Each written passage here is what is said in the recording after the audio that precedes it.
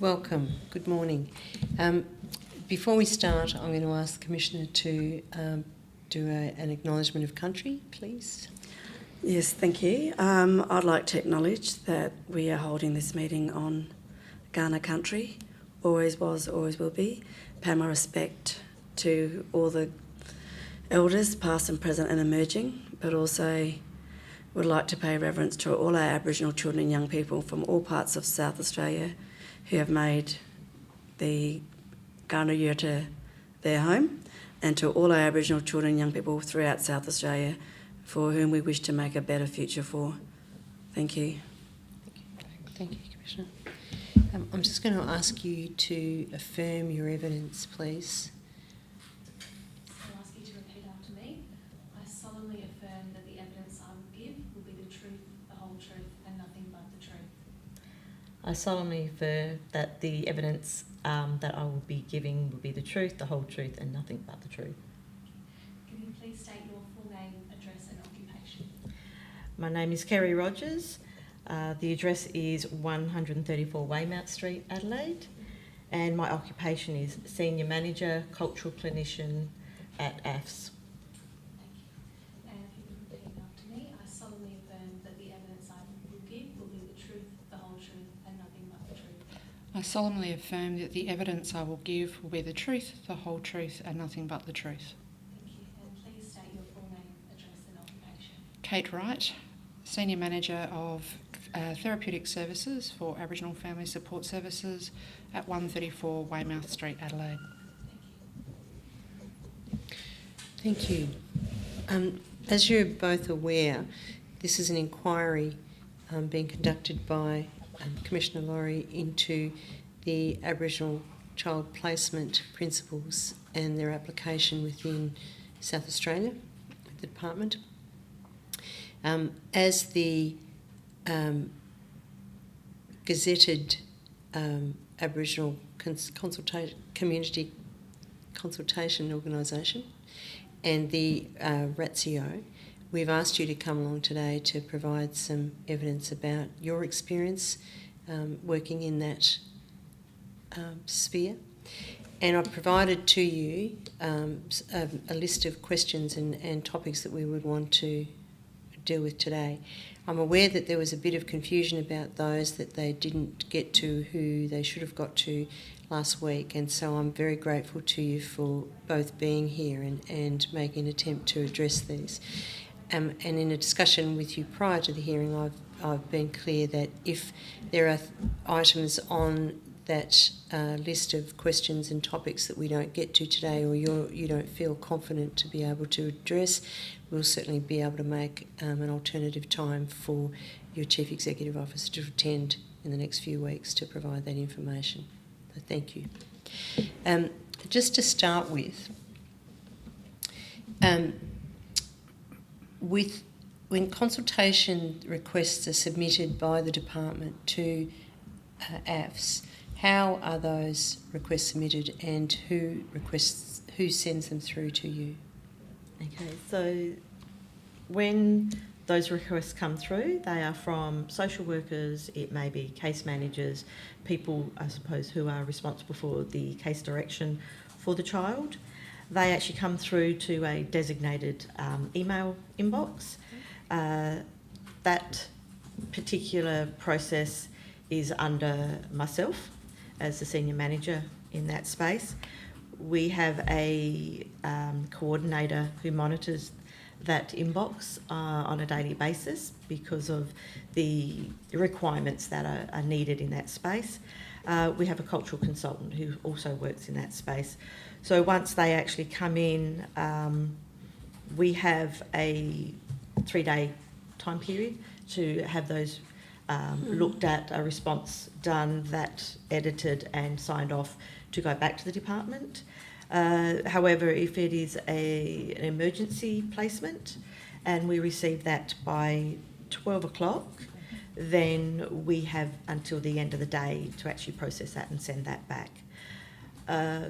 In that space, it can be challenging because of the amount of information that might be provided, the additional questions, and we do find ourselves having to send them back and request further information regarding that placement.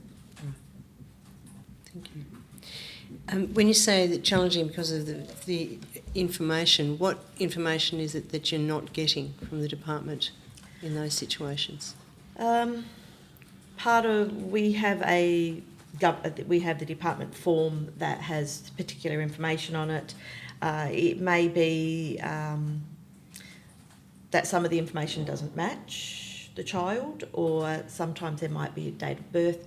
There might be some significant information missing. So we have to make sure that that's the right child that we're giving information on.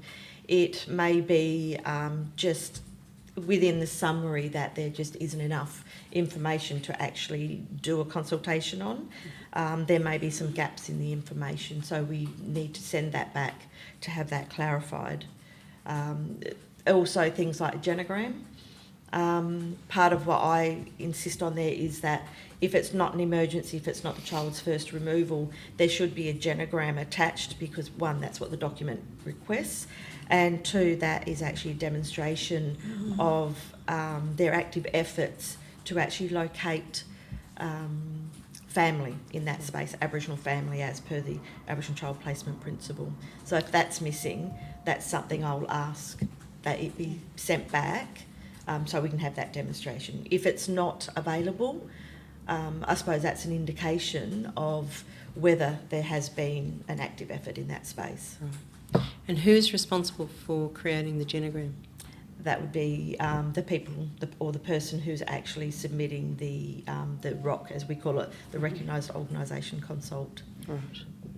And can you explain, please, what that form asks for from your organisation? Okay, so from memory, it will go through the specific details of the child, the parents. It will then go through, it asks specifically around the child's cultural group, the mother's, father's cultural group, and that can also be lacking in that space, or even if it has been identified for the mother, it hasn't been transposed to the child. So it's some of that guesswork, I suppose, that sits in that space. And then going on from that, it goes in around the placement of have they looked at, well, the actual question on the document, it may not be word for word, and I don't know if you know it word for word, it actually asks if the department has considered the Aboriginal Child Placement Principle, and then it talks about hierarchy only. I suppose these forms were developed, was it prior to new legislation or at? Would you like me? So prior to Kerry starting with the agency, this team sat with me. And I worked at AFS at the point in time where the legislation changed. So there was quite significant change in the role of the gazetted organisation in the new legislation. The wording changed from the department must consult the recognised or gazetted organisation prior to seeking an order for an Aboriginal or Torres Strait Islander child to the department must seek consultation prior to the placement of an Aboriginal or Torres Strait Islander child. DCP was clear that their interpretation of that wording was that consultation therefore was only required regarding the actual placement, none of the process or decision making that led to the need for a placement.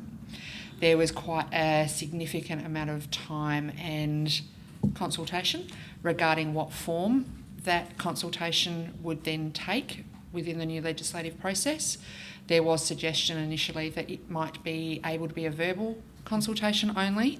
AFS as an agency took a very firm position that that was not appropriate because we were not confident that we would be necessarily recorded and represented correctly, and that we would not necessarily be giving an opinion based on information and be able to say later, this was the information provided to us, therefore this was our recommendation.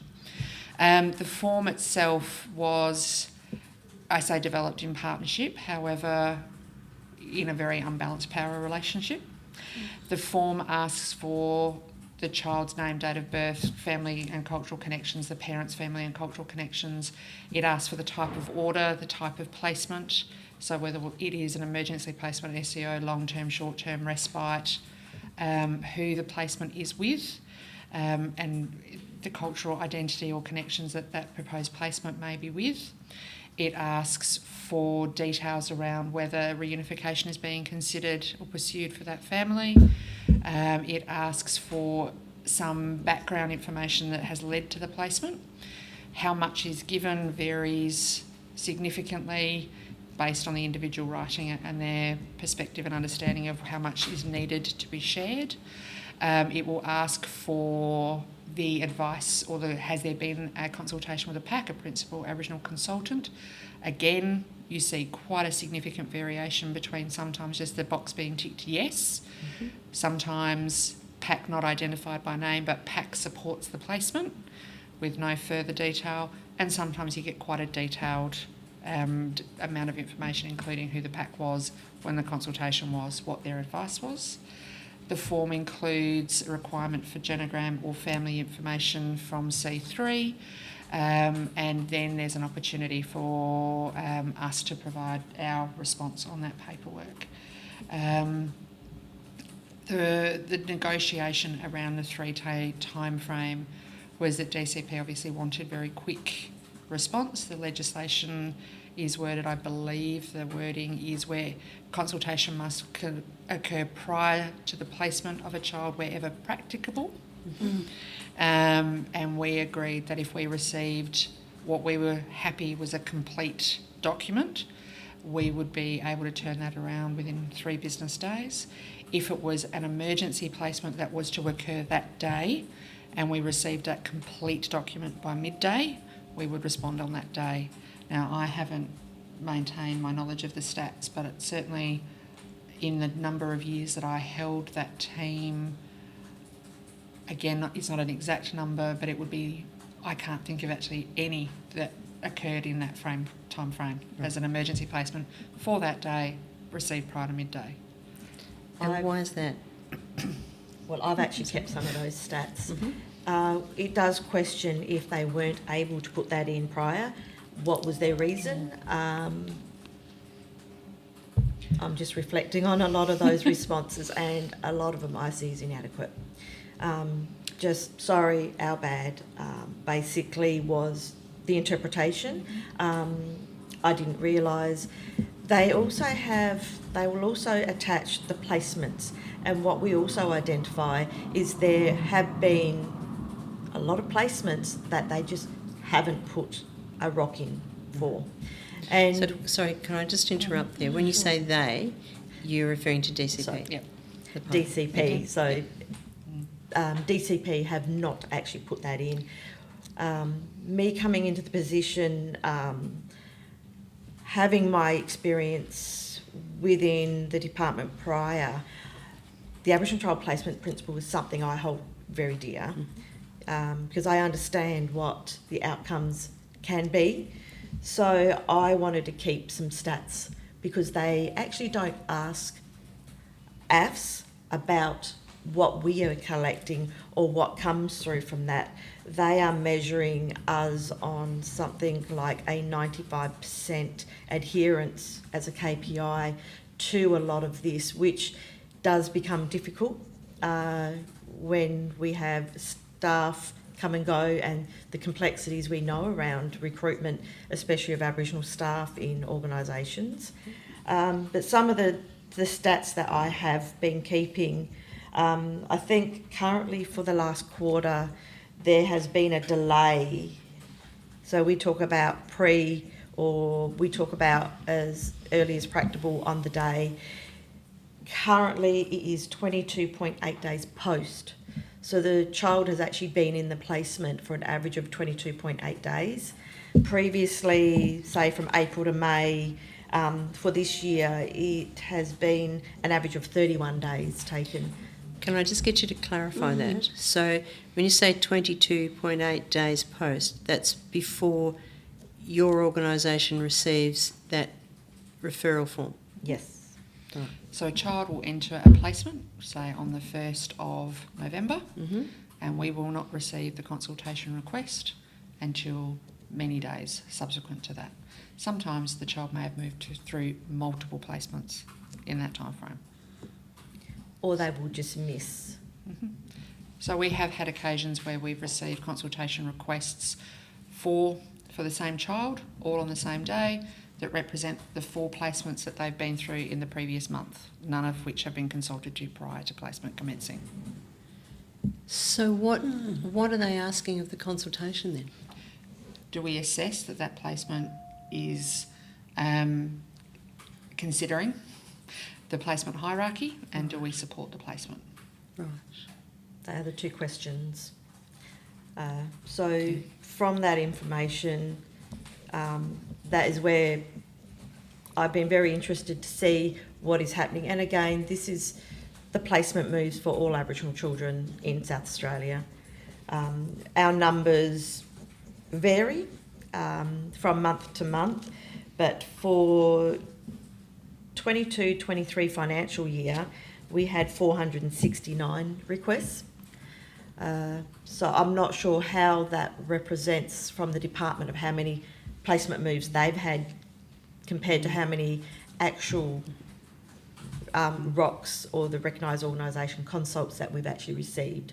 And I would imagine that there would be a gap, because we know that not one is sent through for every placement move as per legislation. And we also know that if we look at some of the data, even I did just from April to May this year, there were 74 referrals received, and 28 of those, or 28%, were non-compliant with whether the consideration of the placement principle had occurred. 12 of the referrals, of those 74 referrals, were pursuing reunification, so that's 12 out of 74.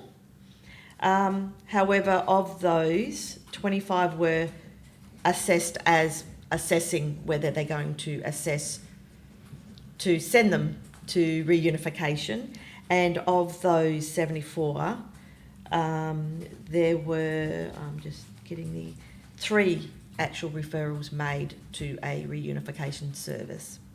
So of 74, only 3 were actually sent to a reunification service. And just for a point of clarity, one of the other agreements that was in place for a ROC was a single request document could be sent naming multiple siblings if they were entering the same placement.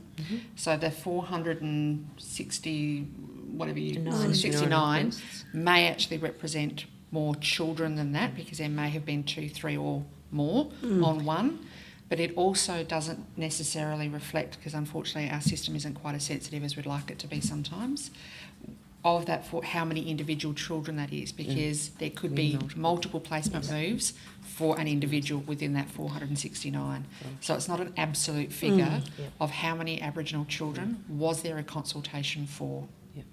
The other thing that has been a point of interpretation was whether when a placement or an order changes. So a child may enter Mary's care as an emergency placement. All right? It may be supported because of the time frame involved and the need to create safety, and the fact that there hasn't been adequate time perhaps to complete extensive scoping. So there may be provisional support with recommendations for those steps. DCP does not always come back and reconsult when they then achieve a longer term order and choose to keep that child in Mary's care. They don't consider that to be a placement change. We would argue that it should be, because you're changing the nature of the placement, and we haven't then been presented with the information to show that, okay, in that initial emergency 24 hours you didn't do extensive deep scoping, but you've now had this child in care for 2 weeks, 3 weeks, 6 months. What have you done to justify why you're now leaving this child in X placement rather than a kinship placement or a reunification or some alternative? From your experience, in a situation like you've just described, where there's been an emergency placement with somebody who there hasn't been extensive scoping, is it the department's practice that that's good enough? Or do you see that there is extensive scoping work done to when they've found a secure placement for a child? I think that varies office to office, team to team, location to location. I think the general would be to say, cultural consideration comes last in a process. Mm-hmm. Often when we're reading the consultations and they have put them in late and we ask the question around why wasn't it submitted prior, there'll be things like, well, case pressure, urgency of completing investigations, other justifications for why the consultation hasn't occurred, which for me is an indicator of the importance given to the cultural considerations for that child or young person. I think we have a system, to be fair, where we don't have enough placements, we don't have enough supports, and there are other factors that impact on whether or not family is willing to engage with DCP to talk about kinship options as well. Mm-hmm. But I think, yes, very rapidly the focus becomes the investigation or the outcome beyond placement, and if a child is in a placement, on the whole, it's good enough. Mm-hmm. And I think there have been changes because we also ask, have the scoping team been engaged in that process? And we have had varying responses from no, because we've done it, a year or two ago, we've done extensive, to the scoping team doesn't exist, or we don't fit the criteria. Because I think something that's happened new is the criteria for the Aboriginal Family Scoping Team has changed, and I think it is something if the child has to be in care for less than a year. So any child who's been in the child protection system for more than a year, they don't get an opportunity, I suppose, to go to the scoping team to have, I suppose, their family scoped. So it is varying responses. Can I just ask, when did you see that change come through?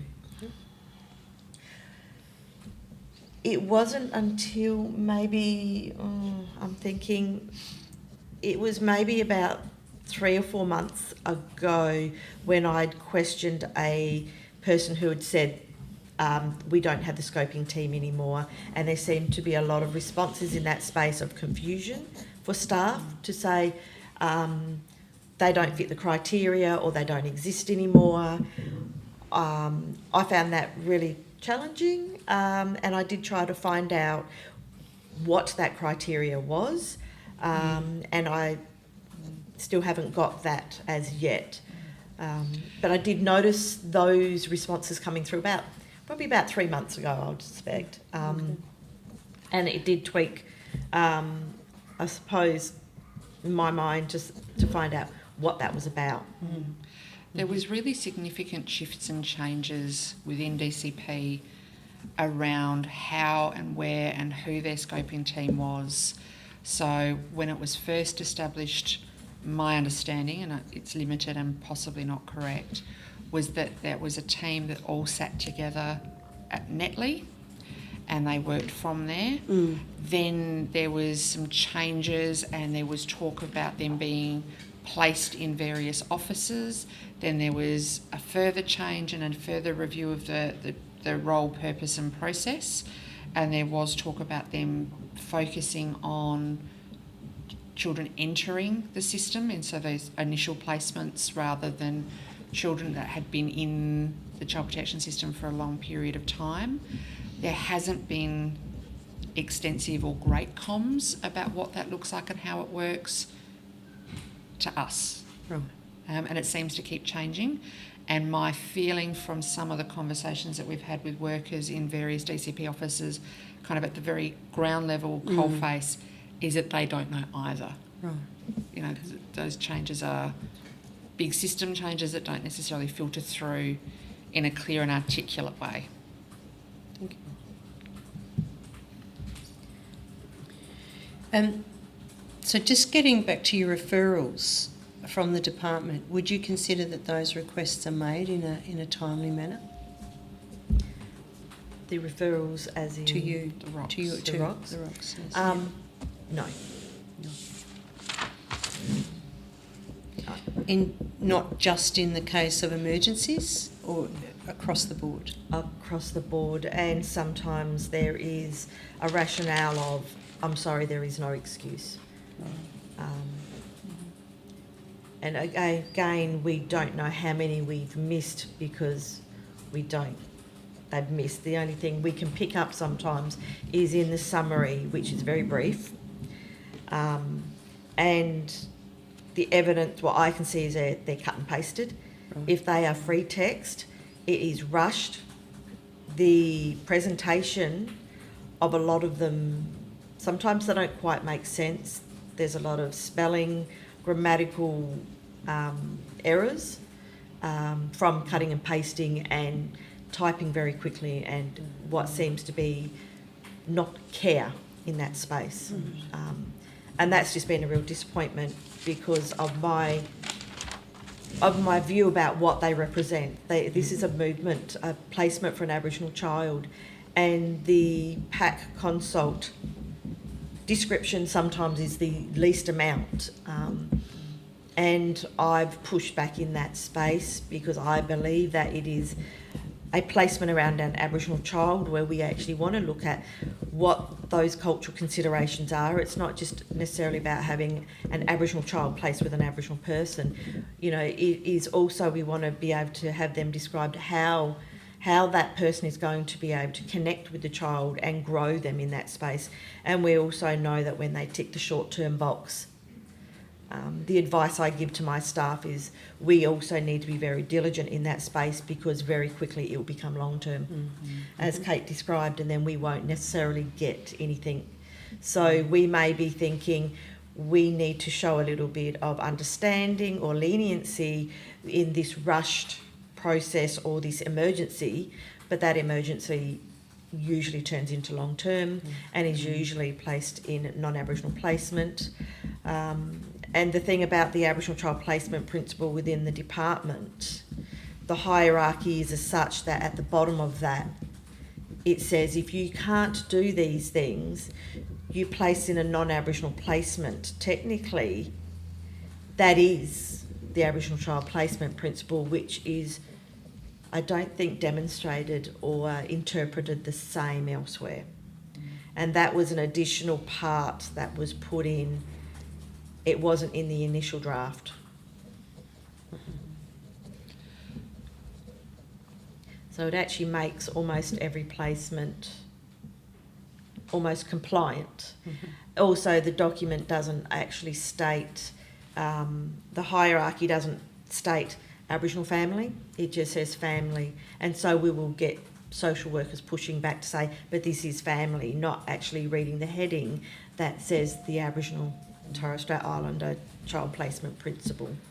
Are you talking specifically about Section 12 in the Act, or about the information in the forms? The information in the forms. I guess a lot of it comes down to interpretation of what is adequate effort. Yes. So if the language is around consider as far as practicable, then the last line in your consideration is if these things are not possible, then you can do this. How much is enough? Yes. And I think as an ACO we would suggest that in many cases we don't feel it has been enough or it hasn't been a priority, but also the interpretation of other elements of practice. So the example Kerry gave of the section that asks, is reunification being considered, and has a referral been made to a reunification service? The language around reunification in DCP's practice documents is that reunification services are available and they exist to support the assessment of the viability and possibility of reunification. Often what we'll see though from DCP is the statement that we need to assess the viability, and if we assess that it's viable, then we'll make a referral to a service. Now that can mean that a child has been out of their family's care and that family has not had access to culturally safe supports or any support outside of DCP as an entity to assist them to understand the concerns, assist them to work through the expectations of DCP and to actually demonstrate that they've got the capacity and the ability. And we can talk into, obviously, all the barriers that exist at some point as well. But there's lots of those elements within all of these processes that are all intertwined in terms of how legislation has been interpreted by DCP and how each bit then flows to the next bit. So has consideration been given? Yes, I've thought about it, tick the box. Where's the evidence of the effort and how big was that effort? And there's not the inclusion of active efforts in the document. No. So it is very, it can be difficult to challenge some of those things and request more information, because a lot of the times the statement will be made, we looked and there was no safe family, and that's it. So it is challenging for us in that space, especially when we know that they're big families. Especially as an Aboriginal person reading into that, thinking surely there are some safe people in this family, but they have not been explored. Is it part of your role to possibly explore those options or not? No. Our role is non-investigative, Right. and it is to respond to the material information provided to us. Right. We also don't have access to much of that information. No. So it's a tricky space. And the access, well, the information we get, it's been collected for specific purposes as well, around collecting evidence for things like, you know, removal of children or supporting court processes. So the language is very different. And what I've found, it's very deficit. Yes. It's really hard to find strength-based, and the confirmation bias that you read through, and, you know, statements like, you know, the father says he's Aboriginal or claimed to be, which is actually not in line with their policies and procedures about identification. Or we've had a case come through about DNA testing, which what I was always believed was a big no-no, but testing for parentage, but not testing for Aboriginality. Again, so there's some of the challenges that come across for me, and I just find that a little bit scary. So can I just clarify that? Are you saying the DCP are requesting DNA testing for Aboriginality? Yes. Yeah, not often, but it does occur. We've also had cases where they've said, well, the mother claims to be Aboriginal, but her mother or, you know, our records don't support that, or similar type. Yeah. Or what they'll do is send it to the scoping team and say that the scoping team has not found any evidence of Aboriginality. Again, which is not in line with their process. Self-identification for families is what their policy is and what is actually, I suppose, distributed as information throughout the department. But there is still a lot of, and I think people are very careful about how they write, but you can get the interpretation or you can get the intent of the messages around people claiming Aboriginality, or they can't find evidence of, and then sometimes there may be talk around de-identifying and then what that might look like. Again, it's not in line with policy, but it is what is happening at the ground face, and it doesn't seem to me that there's not a lot of alignment between the intent of a certain policies or direction to what's actually happening for staff, and escalation is not, I suppose, encouraged. And it's a tricky and whether it's in the role of the gazetted or within other programs as well. It's easy to talk about if, you know, something's not working, we're not getting a good response, escalate it. The problem with that is if you escalate everything, you end up in a completely purely adversarial relationship. We are, as an NGO, as an ACO, completely dependent on multiple government departments, but essentially on government for our funding. And while there have been some moves and steps in some areas to improve the way in which service design and partnership and listening to ACOs in particular to try and improve the way services are delivered and designed, that's only to a fairly limited extent at this point. And we'll talk to that in some of the other answers a little bit as well. But I think you will, and this happens quite frequently in other programs, you'll have a conversation, you'll know that the direction or the statements being made by a very young, very new, quite inexperienced social worker, an overworked and stressed out supervisor are not actually really what's in their policies and processes.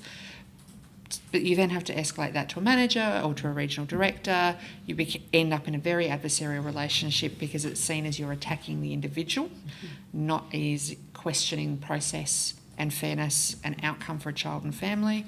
We are often accused of being parent-focused, not child-focused. And that adversarial relationship then damages what happens for the next family. So it's an easy thing to say, and we do it. But that is not as easy as it sounds, where there is quite a significant power imbalance. And we also don't have access to information. We're not included in processes at the beginning. We come in halfway through because that's the way our system currently works.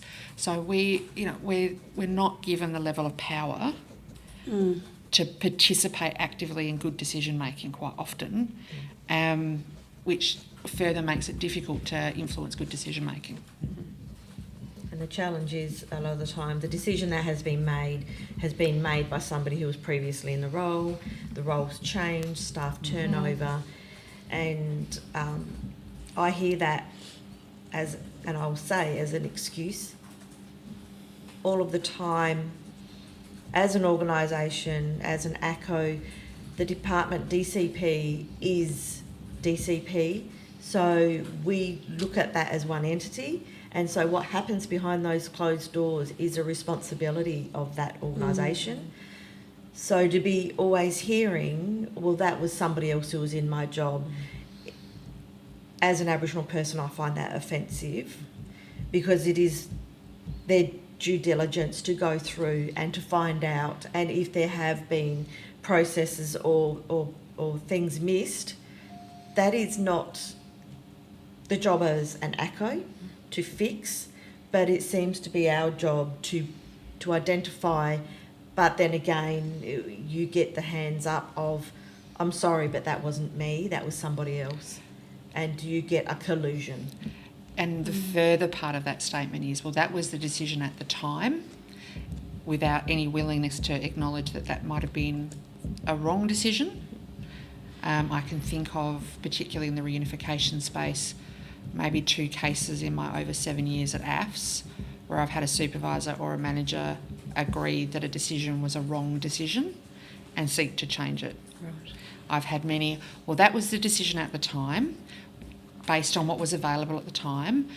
We can work from here now moving forward, or we can, but no willingness to really step back and say, actually, the thing that happened then shouldn't have happened. And yes, we can see the impact that that's had for the parents, for the family, for now. We need to make a change. Very, very rarely actually occurs. Yeah. Thank you. Can I just take you now to your organisation as a service provider? What proportion of your organisation's staff identify as Aboriginal? Okay, this amount does fluctuate throughout the organisation, given the space that we have, casual and shift work and so forth. Currently, it's sitting at about 21% identified. Last year there was a period where it was closer to 30%. We've got approximately 480, I think, so numbers are not my strong point. 480 odd staff, but nearly 280 of those work within the residential care space. That's head count. Yeah, yep. So within that, there's a lot of casuals, there's a lot of people who are studying, that this is a first job, they're moving through jobs, and so that's where a lot of that fluctuation comes from, and nearly 50% of your workforce is in that rotational shift work space. We also compete very heavily with other organisations for our Aboriginal workforce. Mm-hmm. We're talking about a fairly small population to draw from. There's lots of barriers associated working within the child protection space. Can I just get you to elaborate what Mm-hmm. those barriers are Mhm. for Aboriginal people? I'm happy to, but I don't want to speak for. I think in that space there is always the association with child protection, and even as an ACO, the department, DCP, would like to work in partnership. They want to do this work of let's go together, but unfortunately what that demonstrates is a collusion between what is Aboriginal people's biggest fears around child protection and the agency that they see is to be in there to advocate and protect. So there is a challenge on how workers do that work. There is also a challenge around being able to see and influence change, because I think what a lot of that is about is when they sit in that space with the department. I know that our CLOs, so the Kerry liaison officers, report that within their role, they are dismissed, minimalised, not valued. The information is not seen as credible because they are seen to be working with the carers. And when you say they're dismissed, that's by the department? Yes. Okay. I think one of the other things that we need to acknowledge, and I acknowledge this as a non-Aboriginal worker who works in this space and has the privilege of some amazing colleagues who share their knowledge and experience with me. As a system, we need to acknowledge that particularly our child protection system has a horrific history of overt racism and systemic destruction of family community culture. And that is ongoing. It may not be overt, but there is still clear evidence of discrepancy, lack of fairness, unfair treatment, overrepresentation. To step into that as a worker, as an Aboriginal worker, you're working within your community, you're working with the transgenerational trauma that has brought for your family, for your community, sometimes for yourself. Mm-hmm. And we're then asking you to work with a system that still isn't working in fair and safe ways. So the personal impacts that has for workers will often have workers choosing, they may want to work with community, they may want to work in the community services space, but working in health or working in education is a safer space to be in than be in child protection, especially if you're then talking about regional areas where families and communities see us as an arm of child protection, potentially, and you've got to go and face them at the footy club, you've got to face them in the supermarket, you've got to face them in social media, through family, through community. You can't take that off when you go home. No. And that can be challenging for any worker in child protection that we are working in trauma. But the layer that is added by being an Aboriginal worker asked to step into that space cannot be underestimated or misunderstood. And I think around the cultural fatigue that sits in that space, as Aboriginal people in that space, we are allotted with all the responsibility that goes with that. We are looked at as the people who should be instrumental in that space, but we actually aren't given any of the authority that sits with that responsibility. And I think moving forward, change will only happen at the speed of trust. And there is no trust as Aboriginal workers. Even it's the space reflecting on the work that I've done over time. You feel the same things in a lot of the different positions. because there is a privilege given to those foundational things around attachment theory, around child rearing practices, around all of those things. And there is a privilege of, you know, but this is what we need to do, and we have those educated people, researchers and so forth, who are dictating that. And again, when we look at things like where that information comes from around weird populations, so Western, educated, industrialised, rich and democratic, we know that that comes from universities. We know the background of that is about 10 to 12% of the world's population. However, as big government departments, they use that information to provide to 100% of the population. And when we have Aboriginal people in that space, when we look at enforcing and being, if I can say the word, coerced or financially forced or power over to implement those in models and in presentations and in ways of working, we know that's not going to work. That works with 10 to 12% of the world's population, not 100%, and definitely not Indigenous populations, not migrant refugees, but definitely not Aboriginal. And we are such a small voice as Aboriginal people within not only our circles of community, but where we work. And I think that does impact on where Aboriginal people work and for how long. Because if you're not going to be able to influence those things, and if you are always told that your child rearing practice or your kinship structure is a deficit, because culture within DCP is seen as deficit. It's not seen as a strength of kinship and support. They see overcrowding houses. They do not see multi-generational living. They do not see the eyes that are on a child. They preference a nice house, 4 walls. They do not look at things like chaotic parenting. I think they remove something like 70% with chaotic parenting. However, because they do not have a clear understanding of kinship systems, they see that as confusing because they do not understand the child going to different family members as a way of their support and of what they know and is very clear to them. An inexperienced worker who has not had the department or theories and knowledges support that will go to chaotic parenting and removal because that's what their lens is telling them to do.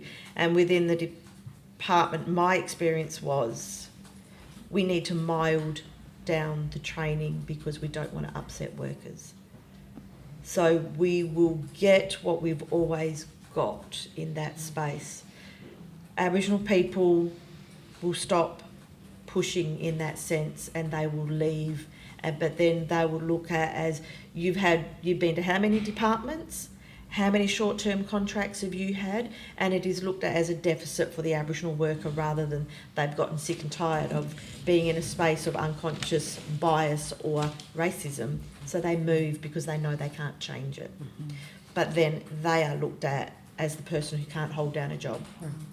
Then one of the challenges for us as an agency outside of government system trying to recruit and retrain skilled Aboriginal staff in particular is there is a high level of motivation from government and other agencies to also recruit those staff. Yes. But also when we're not in government, we don't have that flexibility to say you've got the whole government gazette, you're permanent, you might be able to move through some jobs. So if you are feeling burnt out in this space, you could maybe possibly apply for a contract that will take you over to this department for a while. We don't have that outside of government either. So there is still a very attractive position for a lot of people to go. There's permanency in government, which creates safety, especially if you do have financial responsibilities within your family. You do want that sense of security. You do want to know that, you know, if you've gone off on parenting leave, there's going to be lots of contracts still available for you when you come back. Non-government doesn't have some of those advantages, which makes it then hard to keep good staff. But as an Aboriginal worker in that space, and this has been talking from my experience, is, to put it bluntly, you sell your soul for security or perceived security, and that is a challenge when we are always stereotyped in a very different way. So we want to make sure we get in, we do what we need to do, we give 100%. Well, we give more than 100%.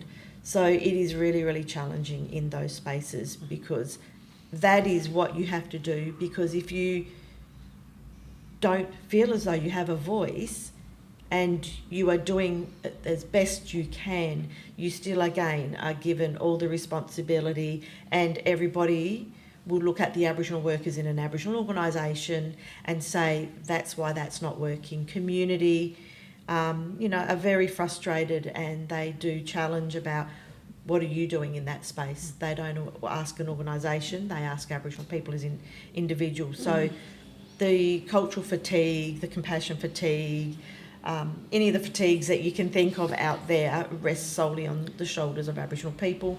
And when they go and they report racism, they report incidents, they're reporting up to people who may not have a lens, and they are told, I'm sure they didn't mean it that way.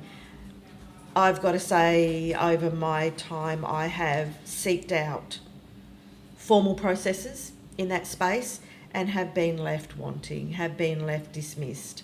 So yes, there are policies, there are procedures, but as Aboriginal workers, and I speak not only for myself but colleagues that I've worked with, we do feel absolutely powerless regardless of the position that you put us in if you do not allot the authority and the voice that goes with it. You're speaking particularly about some of your time within department there too, aren't you? Yes. Yeah. So I'll make that clear. That has been my experience and my frustration. And again, that is why we have had people move into the NGO and the ACO space, because there is a different scope, there is a different voice. The hierarchy is not so structured. People are so scared of going above the person above them. It is pretty scary, and majority of the time you are smacked. So that is what the experience of people have. And so when they come into different organisations, that's the luggage, the baggage that they bring with them. And I think that's one of the differences, and your next question asks around how we manage cultural competency and how we support staff. And I think some of it is some of that intangible that comes from, as an ACO, what is the value base that we sit with and we sit from, and starting from the perspective of believing and seeing and knowing culture as a strength and as a protective factor, and knowing and believing and valuing and intending for power to be seated with Aboriginal family, community, staff. That's a hard thing to point to in a document and say, there it is. But I think that's the underpinning of the whole agency setup. The leadership is an Aboriginal board. The chief executive is an Aboriginal person. Some of those things that become integrated through, yes, intention, but not necessarily through documented. Does that make sense? Sure. Yeah. And I think my position is a relatively new position within AFS.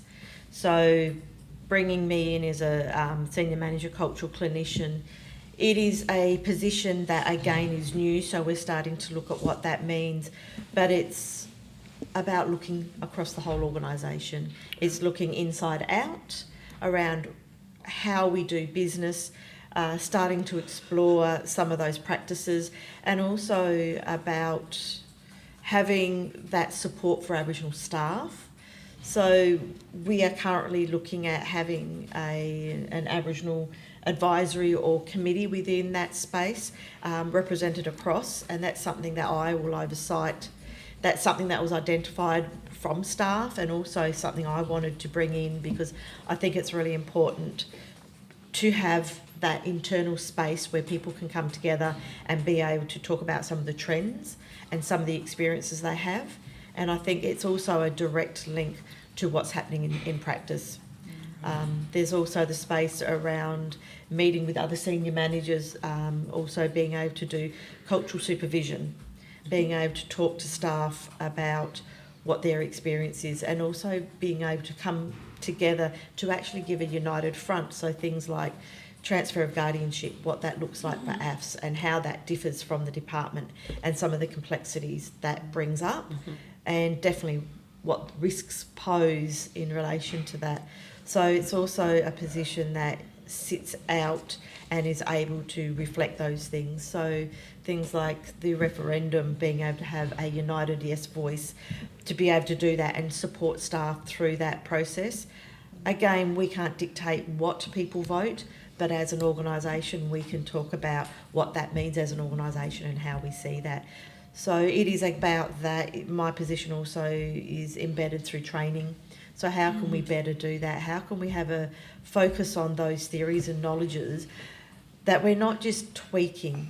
And I suppose that will come through more in some of the questions around those tools that we use as well. And I think we then face some of those challenges to do these things of, again, all funding is linked to service agreements, tenders and contracts that are very narrow.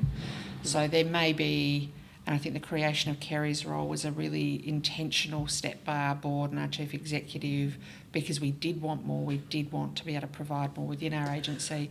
But that's a very challenging thing to achieve when you're in a very tightly funded and tightly KPI'd system of funding as well. Sure. I'll come back to that issue of your funding in terms of offering more. Particularly, we keep focused on the Aboriginal child placement policy of the early intervention and the intensive early support. But we'll come back to that. So, what I take from that, and correct me if I'm wrong, is that your competency and your training for your non-Aboriginal staff is an ongoing.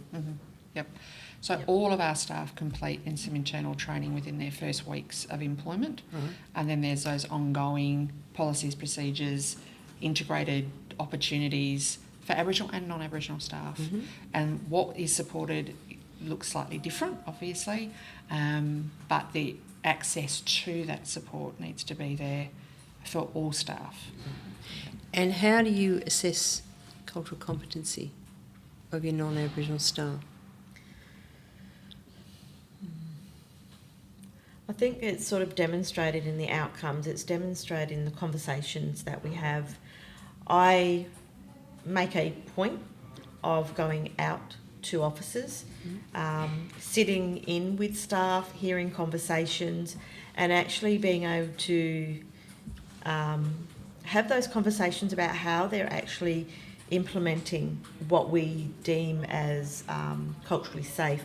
Having those, it's actually also embedded in the training that we do. So when we do, say, we do a focus on winning gay training for assessors, and our assessors are Aboriginal, non-Aboriginal in that space. So it's also about reflecting in that space and coming back. I also have staff, and it's open for Aboriginal, non-Aboriginal staff to get some more clarity or support in meetings. So I also sit with managers, and we do talk about, I suppose, those things that are coming through, and I would like managers to identify if they have a sense that there is not enough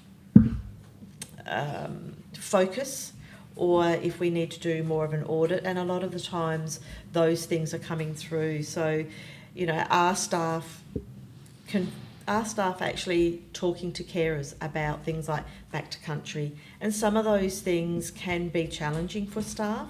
So it's being able to sit down with staff and be able to talk about what might be some of those bias.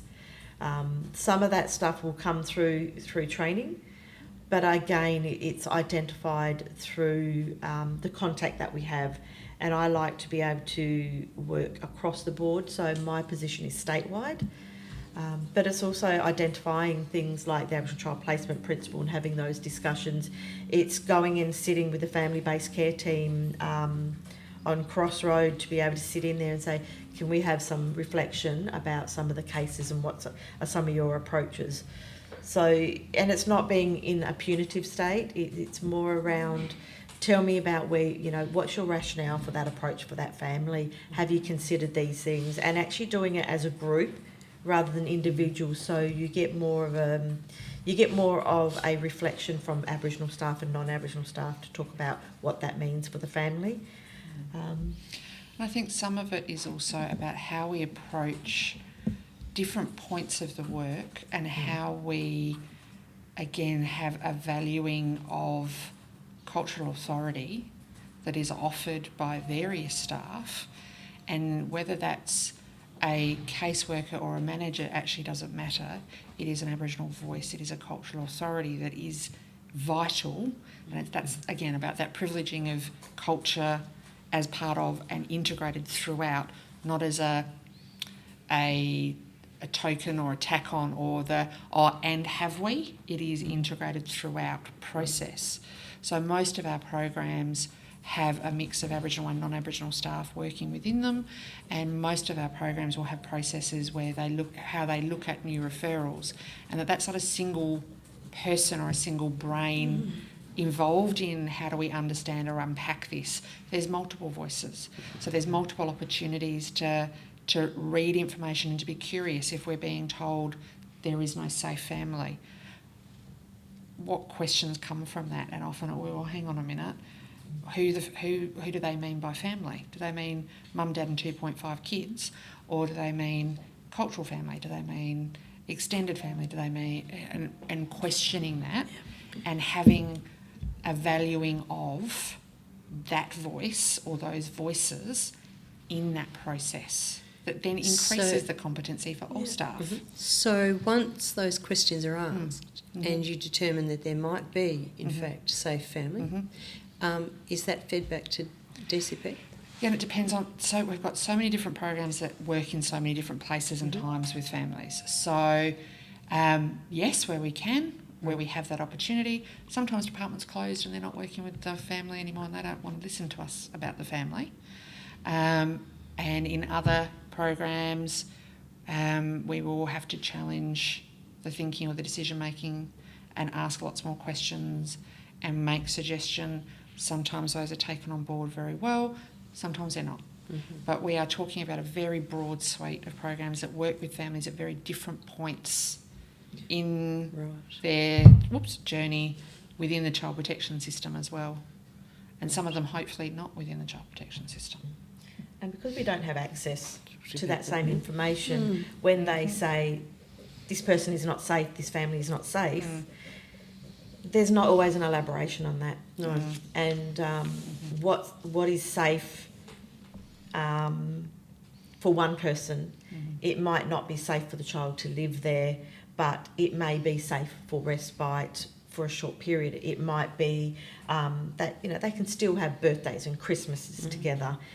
There's supervision, so it is a very hard space to be in when we are making suggestions, especially if say we're involved in contact. What our notes and our description or observation does not get included in C3 notes. Right. It is only that perception of the social worker. And ultimately, at the end of the day, our legislation and our system seats all decision-making power with the department. Right. So we can provide feedback, we can provide input, we can advocate, but ultimately the decision and the power sits with department. Right. And the challenge is our staff, if they are trying to work in a culturally competent and culturally safe way, it is in a system and a process that does not value that, which actually will see that as unsafe or a deficit. So having our workers, even if we have our workers working in such a way, it's not recognised on that other side. So that can be really challenging for our champion non-Aboriginal people in that space, where it can be very frustrating. And there may be an empathy in that space. But again, I think if both of us appeared at a meeting, I know who would be listened to more. And that's how sometimes we have to manipulate our relationships. Because as an Aboriginal person, you can almost see the eyes roll when you start to bring those things in, because we are coming in from cultural safe or cultural competence. But if that's not recognised by the other side, sometimes we have to use a translator, in a sense, who is going to, and that's why, we really, it is about how we work together in that space, because I think it's, as Aboriginal people, we are expected to always walk between two worlds. I'm actually waiting for the time when we have our colleagues, our other workers, being able to step into ours, because then we don't have to translate everything we do and justify everything we do into this world. It would be really nice for the intelligent people of this world who sit in those positions to be able to actually come into our world and understand it without us having to translate. So can I just ask, when you referred earlier to the different models of attachment and what you referred to as seen on a Western view as chaotic parenting, where in fact it's more of a kinship parenting. If you feed that back, or do you get an opportunity to feed that information back to the department in cases that you're working for, or is that by the time those observations are made, decisions are made, and they're not interested in hearing from you? I think there is a confirmation bias that sits in there. So, and you've spoken to Miriam Berry. All of those mistakes or all of those oversights that have been evident. Identified around confirmation bias about hearing and believing the last things that you read, and all of those other things that have been, that is what happens. So it does get very challenging in that space. I think one of the realities, and I've been a social worker for over 20 years, and I've worked across a number of NGO spaces, often alongside child protection. And I would say across all of those agencies, my experience has been that the department always considers their expertise and their knowledge to be right, and the knowledge and expertise of agencies outside of themselves to not be of the same level of depth, wisdom, knowledge, authority. That is taken to a whole nother level when you are talking about an ACO, particularly if you're talking about an Aboriginal colleague. The assumptions are made that you are going to be biased in favour of Aboriginal people because you just blindly think that they do no wrong, which I can say every single Aboriginal colleague I have has a very firm, very clear position around the absolute vital nature of creating safety for children.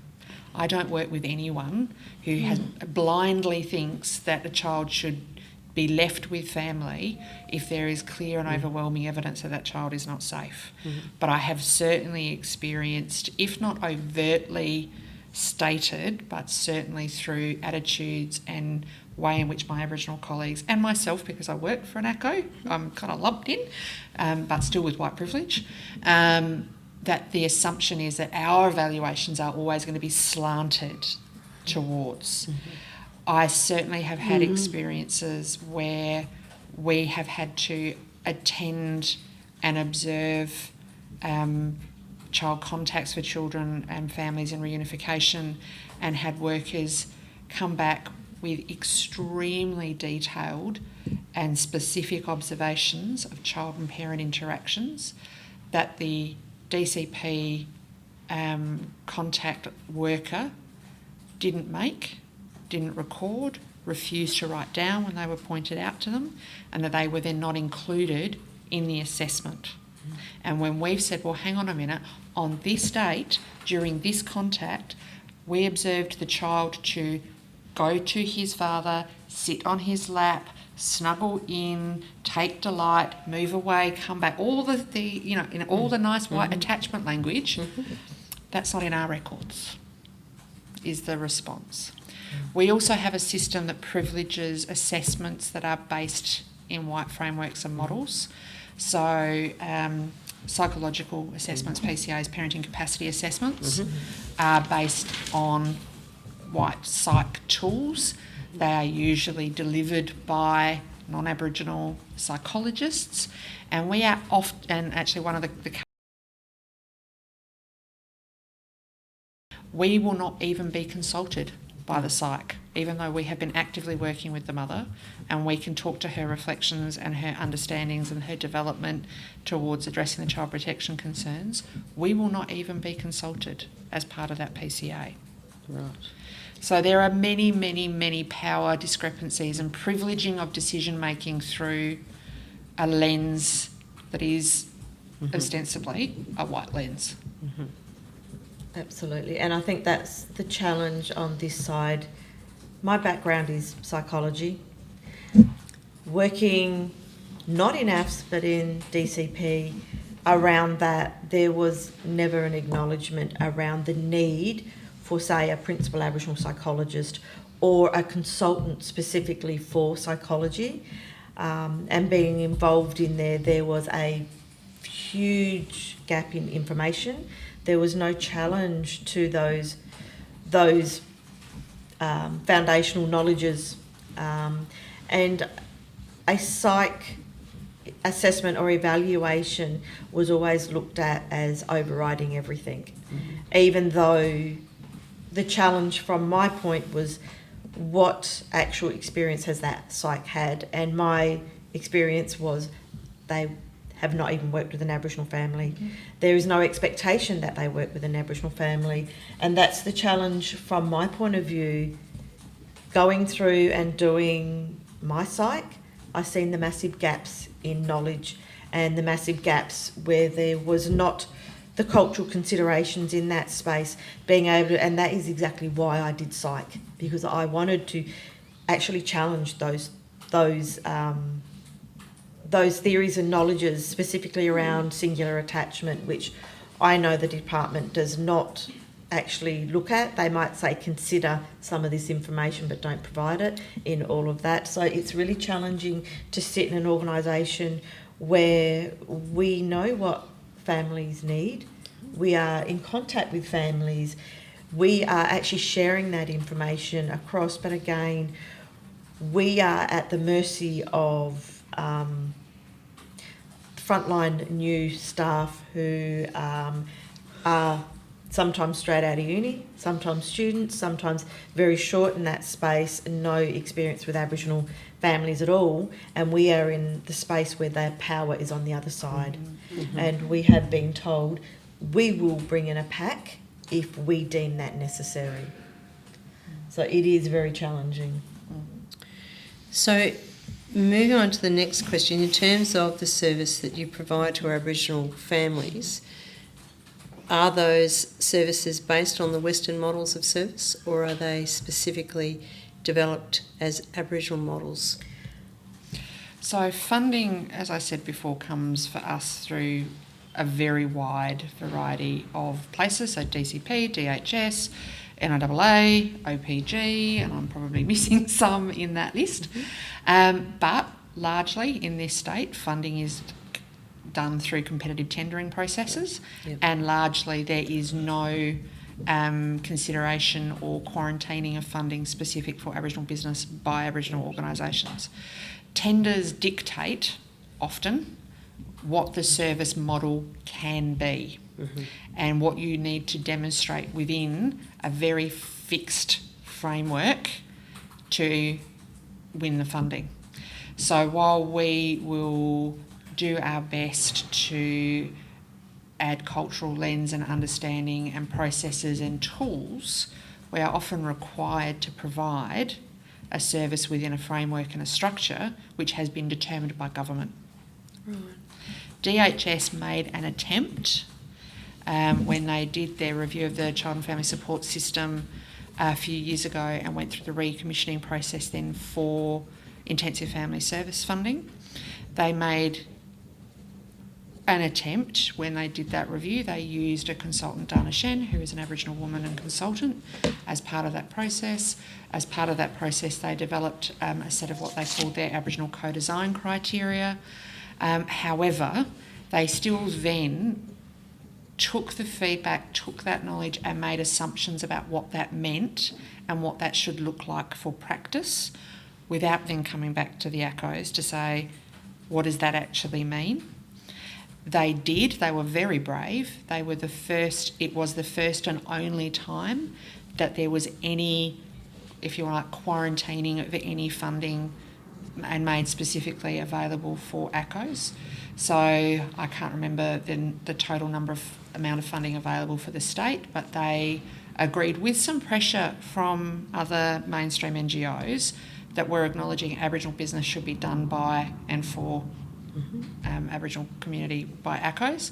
So they decided that the magical number was 30% of that available funding, and they withdrew that from the general tender amount, and then they came to AFS and to KWY, the other main ACO, and asked us to, we still had to do a full tender, it was somewhere in the region of 80,000 words, but they said, we would like to fund you for these areas and you for these areas. However, we still had to comply with their understanding of what an IF service would look like, how referrals would be made, length of service, what the definition of assertive engagement is. Like, there's lots of things that were assumed by, and we have to comply with. Can I just interrupt you for a moment? For the transcript, you referred to an IF service. Can you just intensive family service? Thank you. Yep. Thank you. Do you consider that there would be benefit for Aboriginal families in being able to self-refer to your organisation? So there have been models and funding in the past that allowed that, and those services were almost entirely at 100% capacity at all times. I think there's, again, we're talking about complex situations and where and when services are available. So if there was funding that was flexible, that allowed true design by agencies in what looked like, how it was delivered, how it was accessed, and that was funded in a way that actually allowed for some length of time security, because that's one of the other big problems that often happens, is there's funding for 2 years and then the funding goes away. Right. So the impact on community of being able to trust that, the impact on being able to hire and retain and train good staff to deliver a high quality service is challenging. But I think if there was true flexibility in funding and true power given to ACOs in service design that they could then do in ways that met varying community needs, because they're not the same in every place either, funnily enough, then absolutely. What we used to see in the program that was called Targeted Intervention, so TIS, was that you would have a family, so let's say a mother referred perhaps by school, and mum would start working with us, mum would develop some trust with us, and then a week later she'd come in and she'd go, I want you to help my daughter, my adult daughter, because, you know, and there was that building of trust and that natural ability to refer on and trust to do that. That's been taken away from most programs and current funding models. Right. So absolutely, having self-referral is beneficial. But we also experience the challenge, and I think I've talked about this somewhere later as well, is that many families are not aware that CP concerns or child protection concerns have been raised.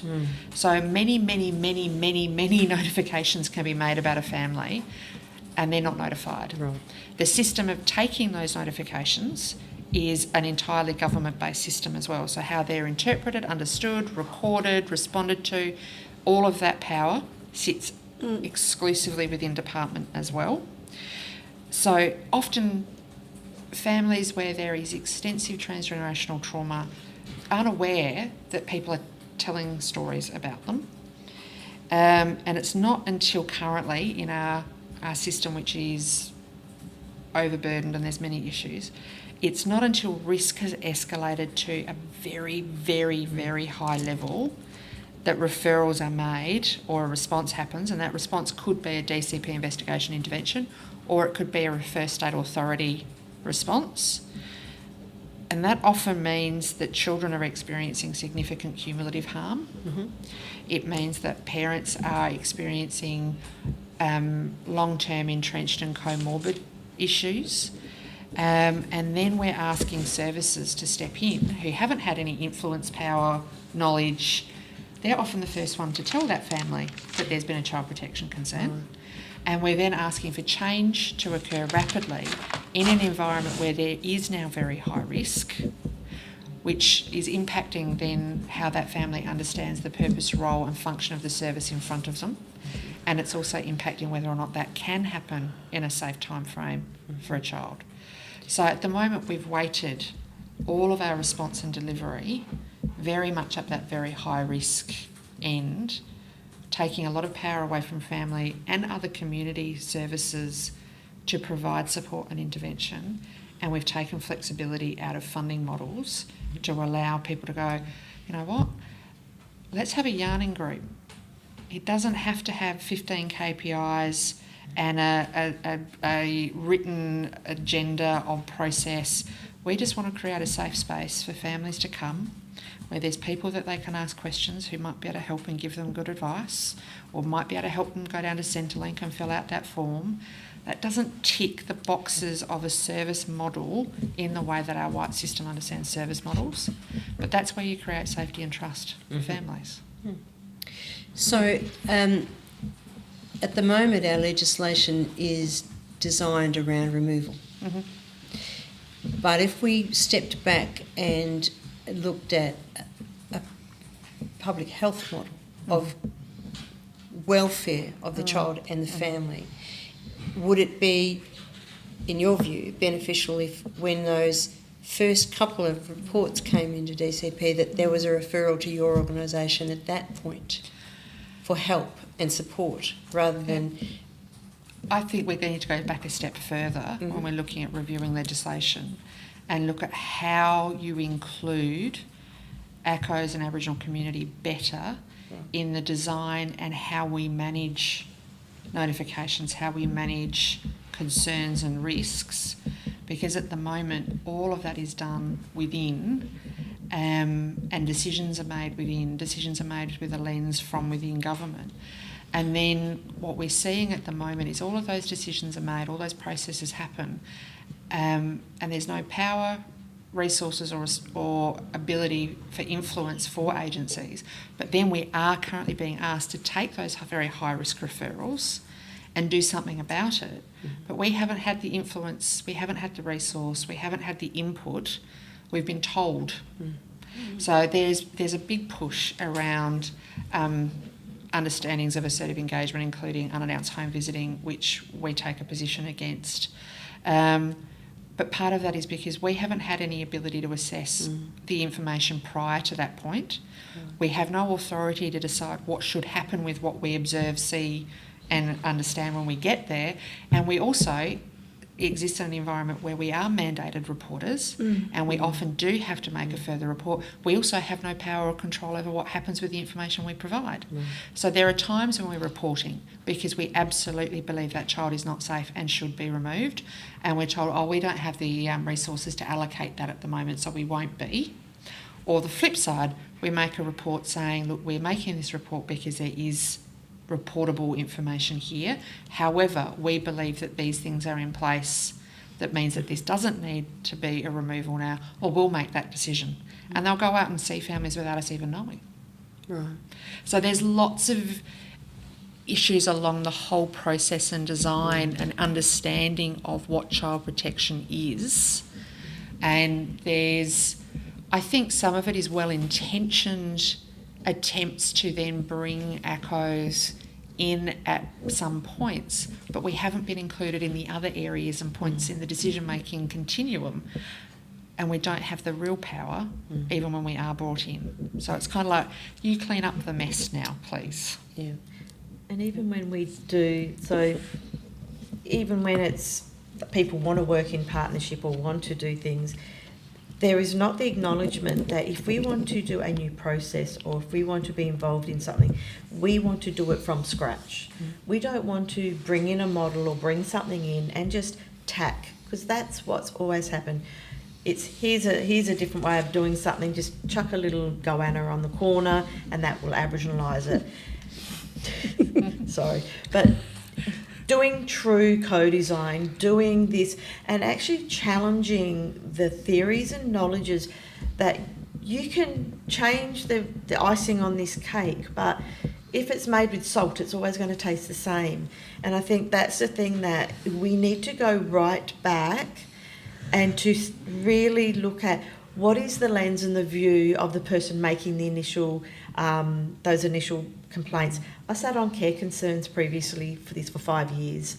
I know what comes in. I see what comes in. And I was very passionate about that that position, because it's not based on evidence. It's based on likelihood. And that was always very, very troubling to me, because I would read the rocks, I would read case notes, and it would say numerous notifications, 20 of them. But it doesn't say whether they were substantiated, whether they were serious, or what happened. It could have been 20 notifications from the same person. Yeah. That's the big challenge, that if we don't get in underneath and actually stir up the mud, we're not going to find the things that sit in there. It's not necessarily about being innovative and moving forward and doing new things. Aboriginal people did this for a very long time. It was practiced. It was repetitive about what works and what grows. And I think sometimes we need to go backwards and look at that, rather than always looking forward about this new thing. Is what did work and what can we build on that knowledge. Yes, there's no evidence in the theory, and universities haven't studied it, but we can see the effects of things like narrative therapies, Carl Rogers, theory based around person-centred. Aboriginal people are doing all of those things for a long time. Attachment theories about... We need to be able to grow that, and that's going to be more expensive because you have to do more work and you can't just bring something else in. And then you're fighting against proving the efficacy of your service against an assessment or an evaluative tool that doesn't account for those things. The other challenge is we're talking about child protection systems and the deficits and the problems there, but we also then need to think about how those integrate into all our other systems, health, education, and again the barriers and the structural racism and institutional racism that exists within those. Because if we're talking about how do we do it better at the very beginning, that comes back to how do we understand what is notifiable, how do we understand what is safety, how do we understand what presentation makes a nurse uncomfortable when someone comes to a health service, which then puts a family on a radar that then starts that collection of evidence and confirmation bias about the risk. So all of those systems actually have responsibility in what the outcome then is when we finally get to it in our space.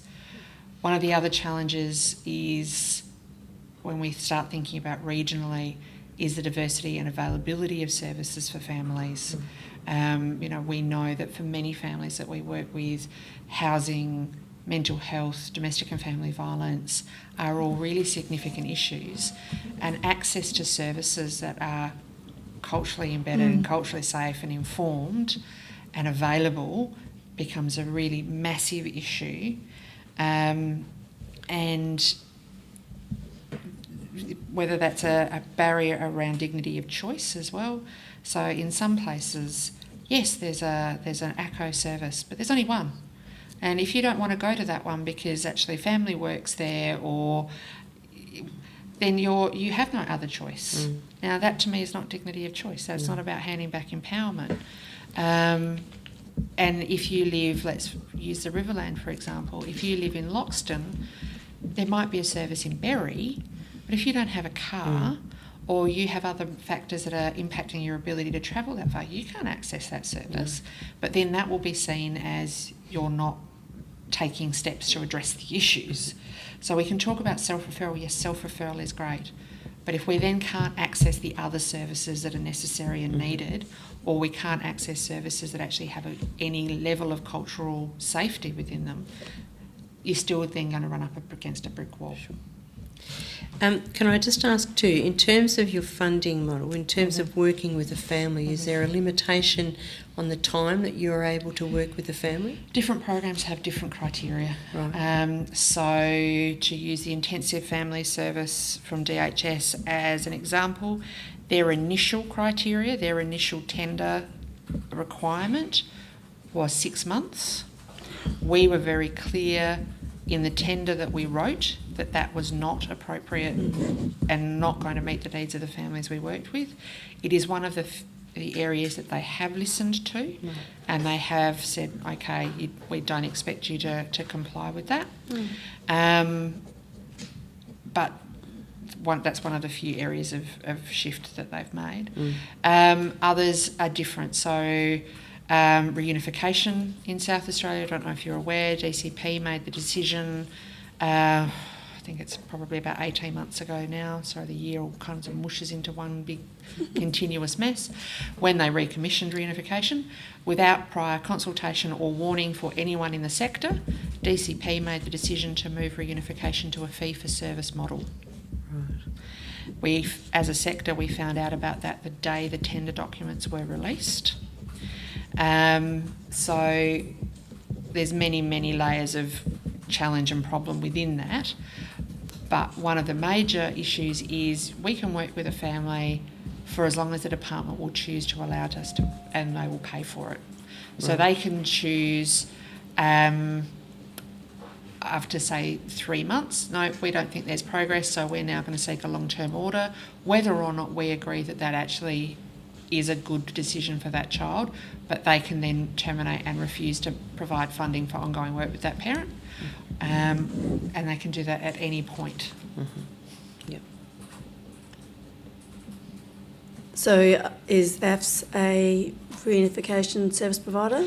We are, but we've had to limit quite significantly the area that we provide that service. So under the old block-funded service agreement, we provided service in the metropolitan area of Adelaide, Port Augusta. We serviced Whyalla from Port Augusta. We provided service to Ceduna, Coober Pedy, Port Lincoln. Under the new model, because while they awarded a contract with a maximum value that you could accept referrals up to, they also were very clear and explicit that there would be no guarantee of any referral. So we were required to staff and have the capacity to take referrals wherever we said we would provide service, with no guarantee that we would ever receive a referral that would allow us to recoup that cost. So we hold the full financial risk to offering a service. So we had to say, well, we can't do that across all of those locations. We wanted to, and we wanted to include Port Pirie, Mowbridge and Berry as well, because that's other locations we have the intensive family service.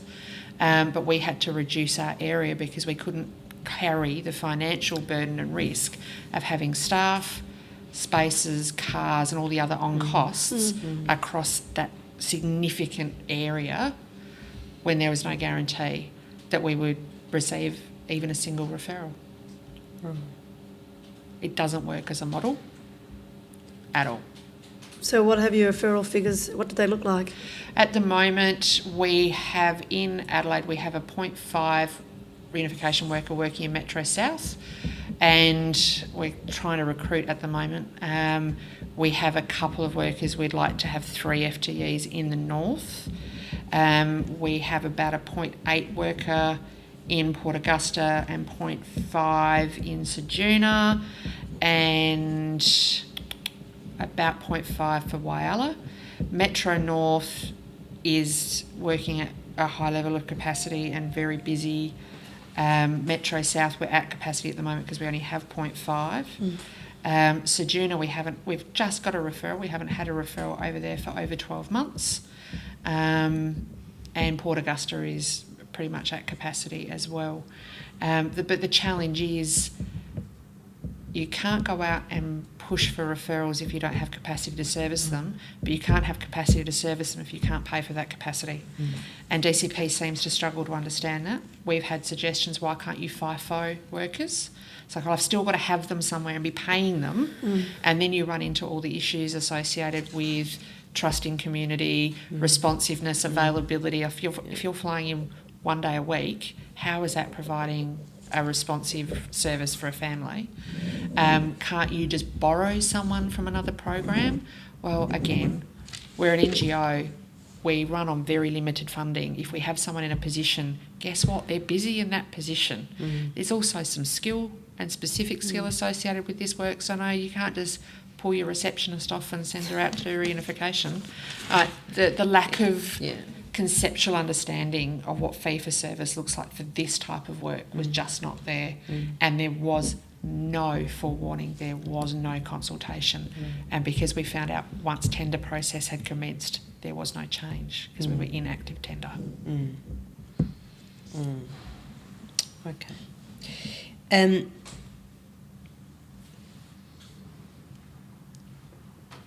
How do you engage families when you are when you've provided a referral? What's your process in terms of engaging families? Again, that varies program to program. So it depends. For example, if it's a client who's been referred in through homelessness services, that's going to look very different than if it's an RSA into the IF service. So that's a very broad question with probably a dozen different answers. In some programs we do have families who are refer state authority, so without their knowledge, without their consent. We attempt contact via phone, via text, via letter. We might contact the referring agency and seek warm handover. In some programs we work with a team within DHS called the ACT team, the Aboriginal Connection team, to try and support engagement. In some programs like family group conferencing or reunification, where DCP has been required to get consent for the referral from the family, we require that DCP participate in an introduction meeting, and that is in part to allow us to ensure that DCP has clearly articulated to that family the purpose and their expectations, because in the past we have had experiences where we've got a form that says yes, there was consent, but then the family really didn't know why they'd been referred. So we require them to participate in that process. So it does vary from program to program.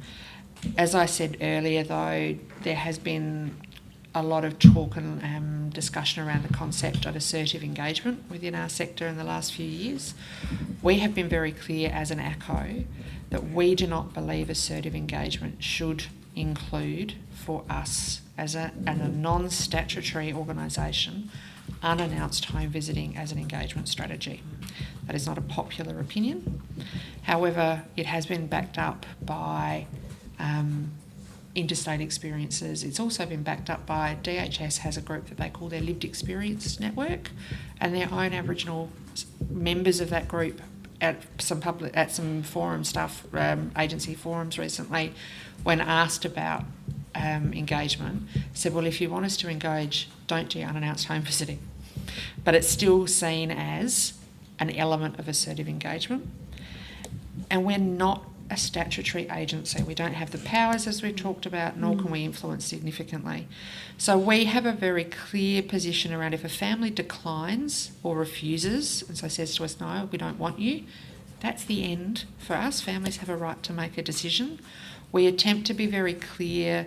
We attempt to understand why. We attempt to offer support and to create safety for a family and to understand what is making them reluctant.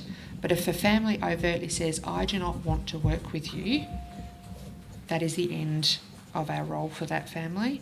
If it's reluctance, it's then about, can we sit and have a chat? We would like to understand why. We'd like to talk to you about what we can offer. We try and differentiate ourselves. We're not the department. Yes, we work in partnership, but we're not the welfare. It is about trying to break down and understand those barriers. We're persistent. We understand that 2 missed phone calls doesn't mean game over. So it is about having that persistence. It is about allowing time and allowing space. But we're then impacted by KPIs in many cases that talk about you must have engaged within a week, or you must be doing X, have a safety plan within this amount of time as well. And that's where we talk about models not matching community. Yeah. Do the families have an awareness about what the flow and effect is if they decline? We'll have that, if we're able to, if a family will allow any conversation, absolutely. And if we're writing to a family because we haven't been able to catch them by phone or whatever, we are really clear, particularly in the intensive family service space, all right, that the referral has come because of notifications that were made to Child Protection, that we'd like to support them to address those, to prevent DCP becoming involved. It is up to them whether they choose to work with us. If they choose not to, and department continues to receive notifications, that may result in DCP intervening, because we can't say it will, because we actually don't make that decision. Yeah. But we do try and provide that information, and that's a real tension, because that kind of feels like coercive practice to an extent, like do it or this will happen. But it is about being honest and transparent and providing that information for a family. So if the family completely refuses to engage, do you refer back to DCP? So the way that the intensive family service works at the moment is all referrals are handled through the DHS Pathways service. Right. Right? Okay. So we will provide a closure to them, which they then have some of that data entered into C3MS. If we've had to make a notification because something we've seen, heard, observed, then obviously we'll make that notification. But a family simply declining a service is not a child protection concern. So no, we don't ring DCP and go, they didn't want to work with us, because that's actually dobbing someone in for something that, you know. But we do have to go back through a process. Once we've accepted a referral, we have to then close that referral. That closure goes to DHS, and DHS then reflects that into C3, which is accessible by DCP. Sure. That's convoluted, sorry. No, that's fine.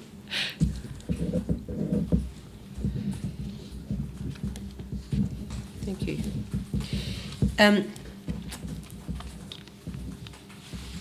So are there any other alternative pathways other than back through DHS? For instance, once DHS are informed that you've been unable to engage, do they attempt anything else that you know in terms of engaging this family? We don't necessarily get to know about all of that. So when we, and at the time the other ACO, raised concerns about the concept of unannounced home visiting as an engagement strategy, there has been some work and some attempts within DHS to look at ways of managing that, and that led to the creation of the Aboriginal Connection team.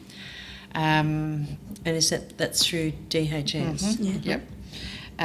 There are still some challenges within that structure and how that works, and still an assumption that we should do the way that DHS tells us to, rather than privileging, as an ACO, we are the cultural authority for how we do business. But the ACT team does sometimes make some attempts. Sometimes there will be an attempt to re-refer, but often there is a massive unmet need in the IF space, particularly in the northern metro area of Adelaide. So it's often then more notifications and other attempts at referrals. So when you say massive unmet need, can you elaborate a bit on that? I don't have the stats. They are DHS's stats. But I know for the intensive family service there are many hundreds of RSAs made that are not able to be allocated to service providers. But I can't give you numbers because and they're not RSA mine. is what? Refer state authority. So within the legislation where they introduced that to avoid close no actions, they introduced the concept that DCP could refer to state authorities. Unfortunately, that created an environment where there was no consent, families weren't informed, and it just gets handed to a service and now you have to deal with it, which doesn't work well either. Can imagine.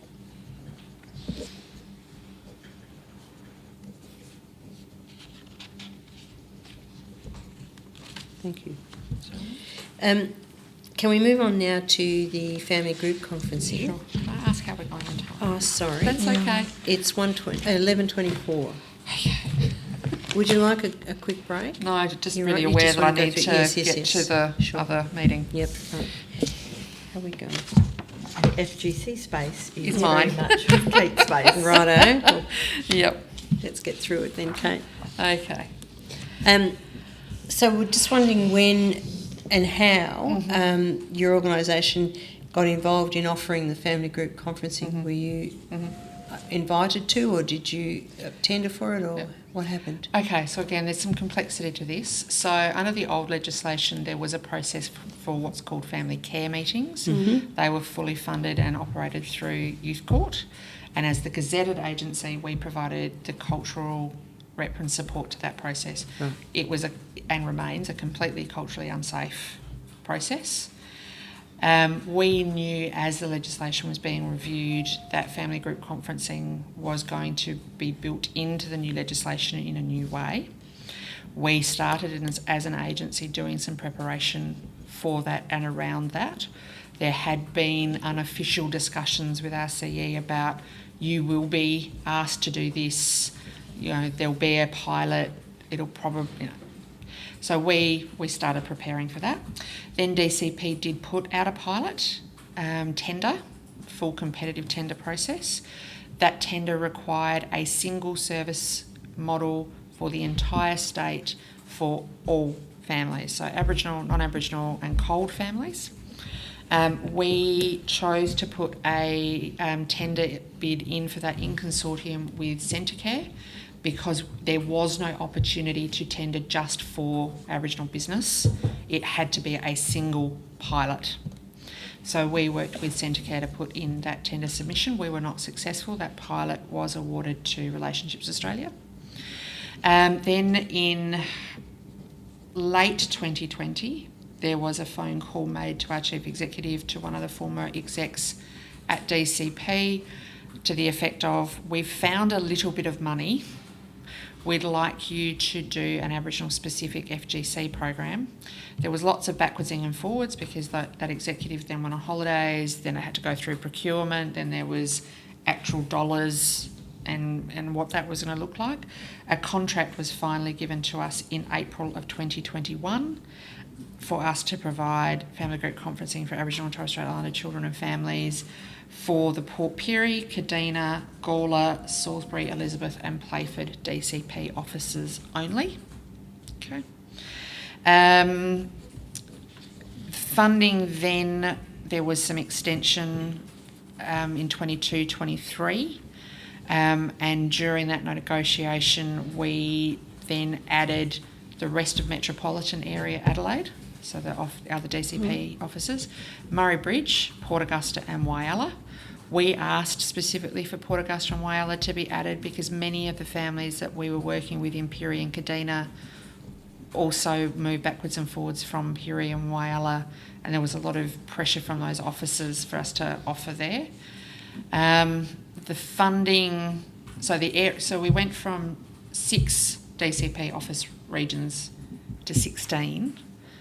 The funding, though, it was approximately a double over that time, not a, tripling. Right. Yep. Thank you.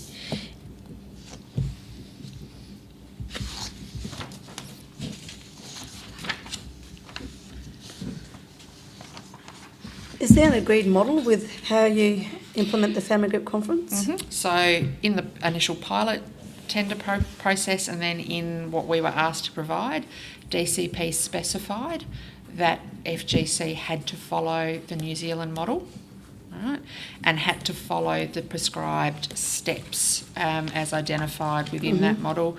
So that includes referral preparation, conference, I want to make sure I get them right. Referral preparation, conference, implementation of plan and review. Yep. Right, just want to make sure I got those right. I think I'd know them. So yes, the framework was set by DCP. The KPIs sit around those. The timeframes for how much time a conference can take is set by DCP. The initial contract required 4 weeks. We, and I believe RASA as well, were very critical that did not meet need and wasn't appropriate. That has now been extended out to 8 weeks, but that still really doesn't take into consideration size of families, distance involved for families in country areas, and that sort of thing. So yeah, if you like, the model is set. How we implement that and the tools that we use and the approach we take with families, we tailor, but we had to comply with the New Zealand model and their understanding of what that looked like. So what's the specifically Aboriginal element that you bring to that? Yep. Then? So we looked at some of the areas within how you engage with families, who you ask. You know, what we considered to be family is through a lens. So when we receive a referral, so all referrals for FGC come from DCP. DCP in their initial referral will identify family. We will then obviously meet with that parent or caregiver or the referred parties with DCP, and then we'll sit with the family and we'll ask who needs to be part of your conference. And if someone says to us, well, so-and-so is my cultural auntie, then she's your auntie and she's involved. Like, we don't ask you to prove the connection. We don't ask you to define it through a westernised lens.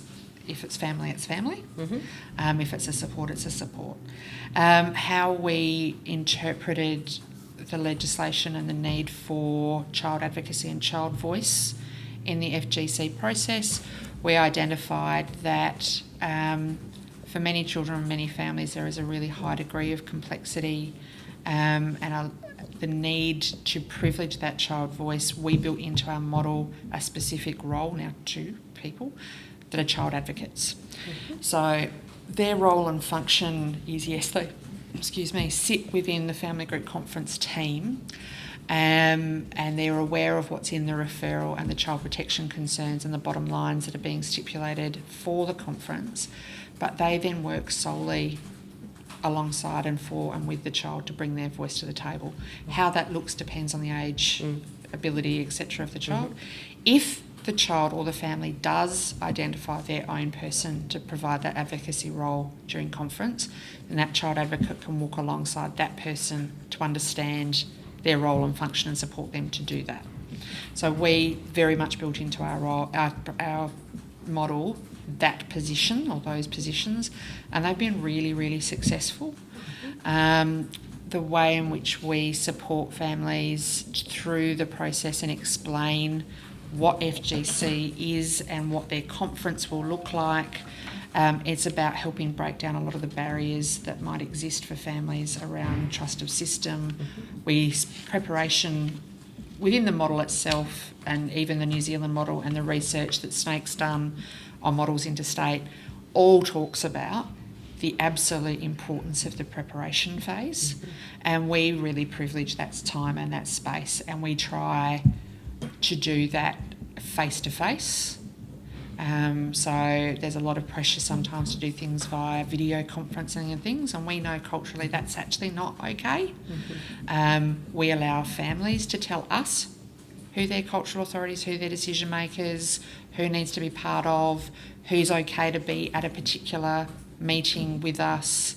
And the way we talk with families about the process, we talk about the sharing of what the conference day will look like, and we break that down for families as well.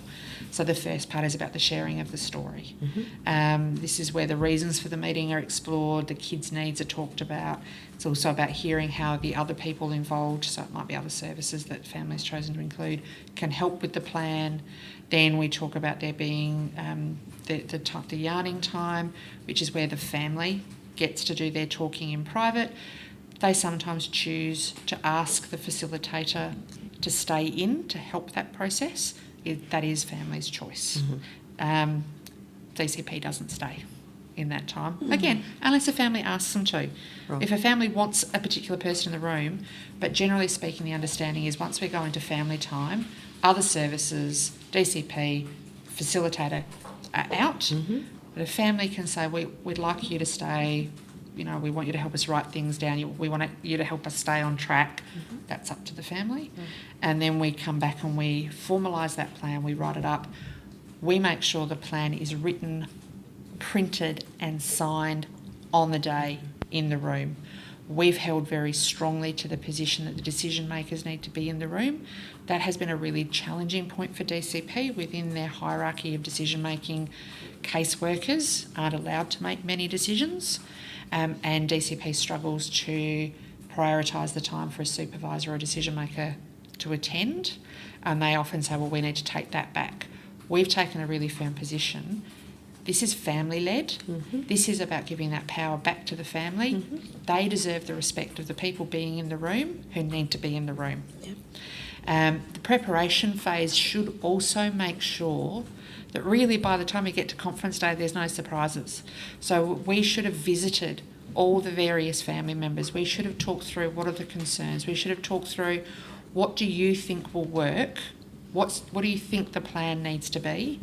That allows us to go back to DCP and check things. So, for example, if there's concerns for a child needing to be temporarily in the care of somebody else while a parent perhaps goes into rehabilitation, and a family saying, well, so-and-so has said they can provide the care, again, no C3MS access, we can go back and say to DCP, this is one of the things the family is considering.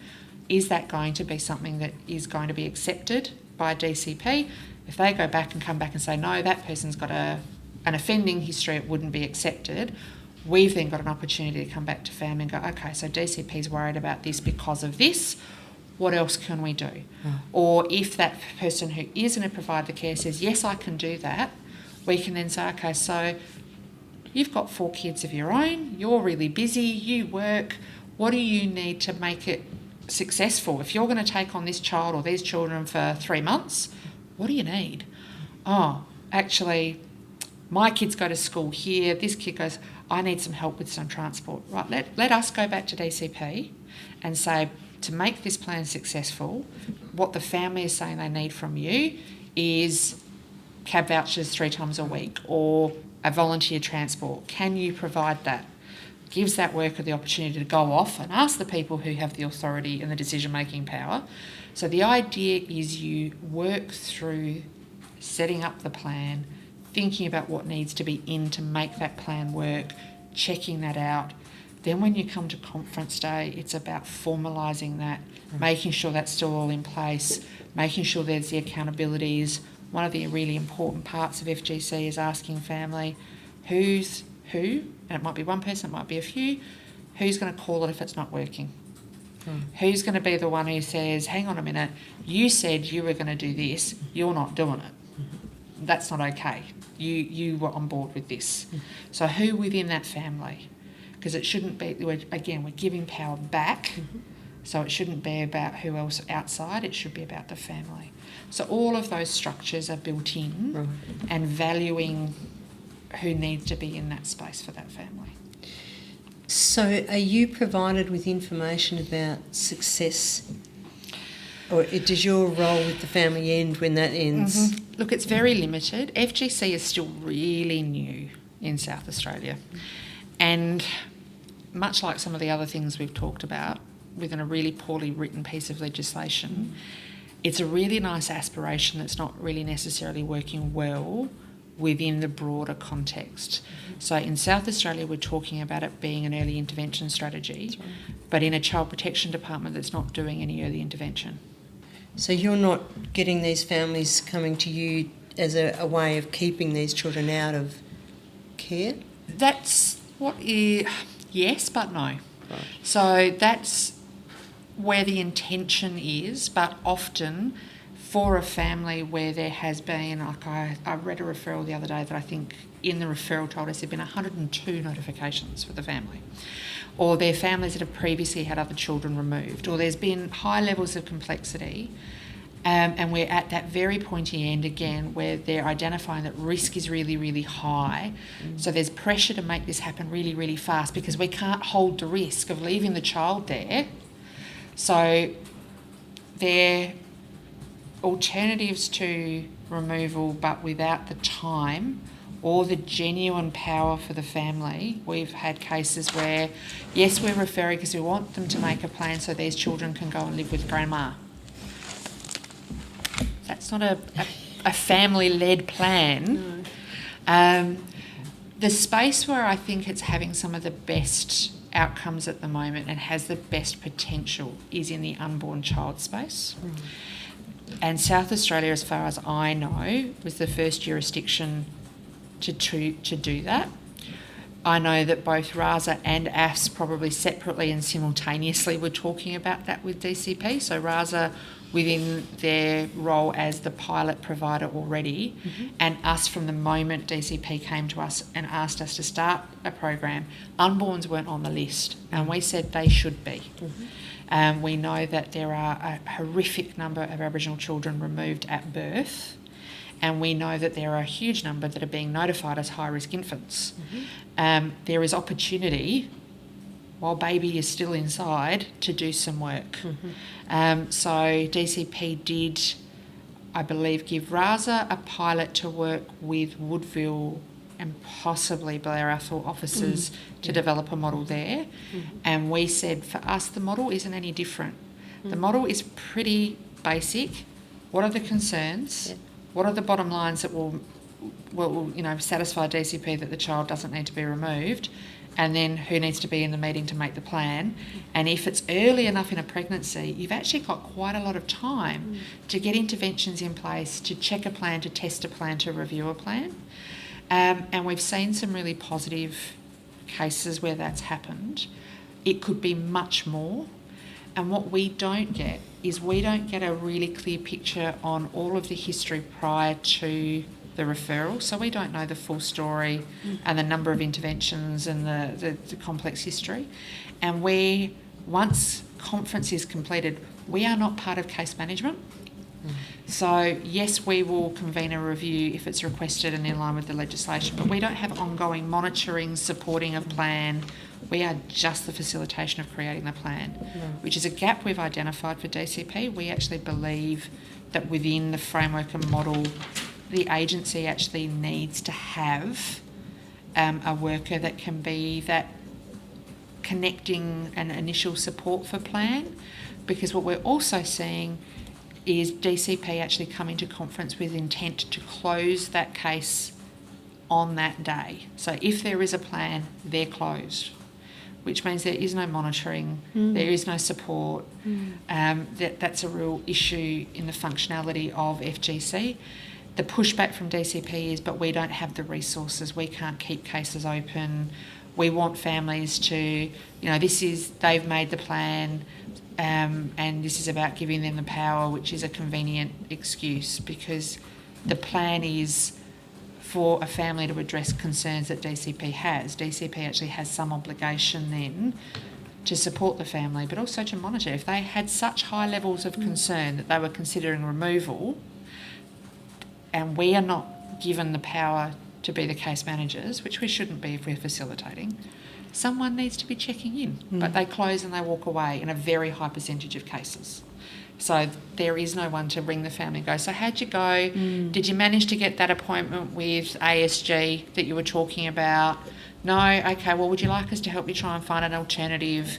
There is no one to do that. So it's not just not monitoring, but it's also nobody assisting. Yep. Isn't it? Yep. Do you still see that in the realm of the active efforts standard? I'm not sure I understand exactly what you're So asking. April. active efforts is a standard Yep. in terms of the assistance that is provided to families. Yep. In terms of case closed, that there still needs to be follow-up with families. In the realm of active efforts, is there still There's, the requirement for that to be, yeah. I guess, honoured in that regard? I think so. And I think to try and be somewhat fair and balanced, we know that many officers are significantly short-staffed. We know that there isn't good training and support occurring for a lot of social workers. There is mixed messaging, I think, around purpose and role of FGC because of the poor legislative framework and because FGC is talking in language around early intervention, as I said, in a system that actually doesn't do that at the moment.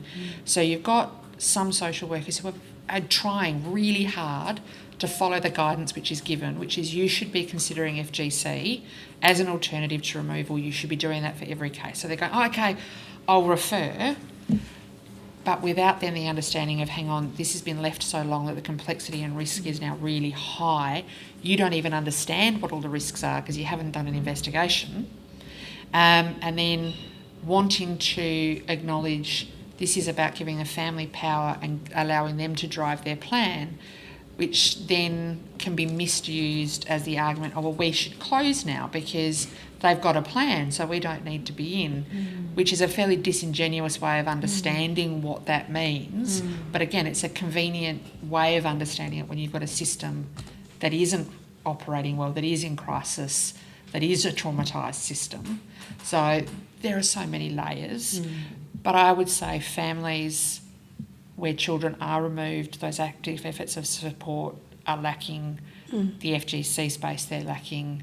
Across the board, they're lacking. We don't give parents good opportunities to have services. DCP will say that's because they're child-focused, they're child-centred, but what they're missing is that if you actually adequately support a parent and if you value the parent and you don't see the parent as a deficit, if you see that they're experiencing some challenges, but we don't totalise that person as a problem, you may actually be able to provide safety and outcome that is different. But we don't do that. They solely then focus on what they need to get their order to confirm their position, which doesn't allow for active efforts of support. Those two things are contradictory. I think they see those elements as something separate from their casework and their practice. I think they sort of see it with hierarchy and just placement rather than actually how you do business. I think they have not, I don't know if it's training or if it's role modelling or what that part is, but there just seems to be not an understanding that is those elements go across the decision making rather than just in that one area. And I think it speaks to the level of trauma that exists within our child protection system. I think many of the workers that I've come across, they don't even recognise their own level of vicarious trauma in the work they're in, and they cannot see past the risk and they can't see past the fear of that risk of ending up on the front page of the paper or being dragged in front of the coroner. So every decision is through that lens and every decision is through, I wouldn't call it a belief because I think belief suggests a level of consciousness and awareness of it, but a lens that assumes that if a child is in child protection, if a family has come to it, that must mean that it isn't safe. And I've certainly, and not for many years now, but I remember a supervisor within DCP saying actually at a meeting that he believed that every child that was removed should just go straight on long-term orders. And that makes me very sad because that speaks to me of what has happened to the workers within that sector as well. But that then trickles out into all decision making, all active efforts It becomes those local operating procedures. It's like when they talk about permanency and they're working with families, the first 3 months is when they will do some assessment. They talk about 6 months, but that's when they have to make the decision. But the decision's made in the first 3 months. The following 3 months is collecting evidence to support their case, support the court to remove the child. And then they tell the parent at that 6 month time, after collecting evidence for 3 months, that they are going for long-term orders. And the local procedure is once you tell them we're going for long-term orders, you reduce access or contact to once a month. I don't understand. There is no, what is the therapeutic or the child focus in that space? It is about forcing the child to then become attached to the carer that they're putting that child with. You don't have to disconnect, especially Aboriginal children, and this is their not understanding around multiple attachments. They believe they have to detach a child from their family and allow that child to believe their family don't want them, to force them to attach to a carer and become dependent on that carer.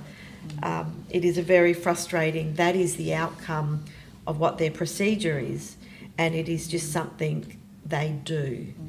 But if you ask a worker, why are you reducing the contact to once a month?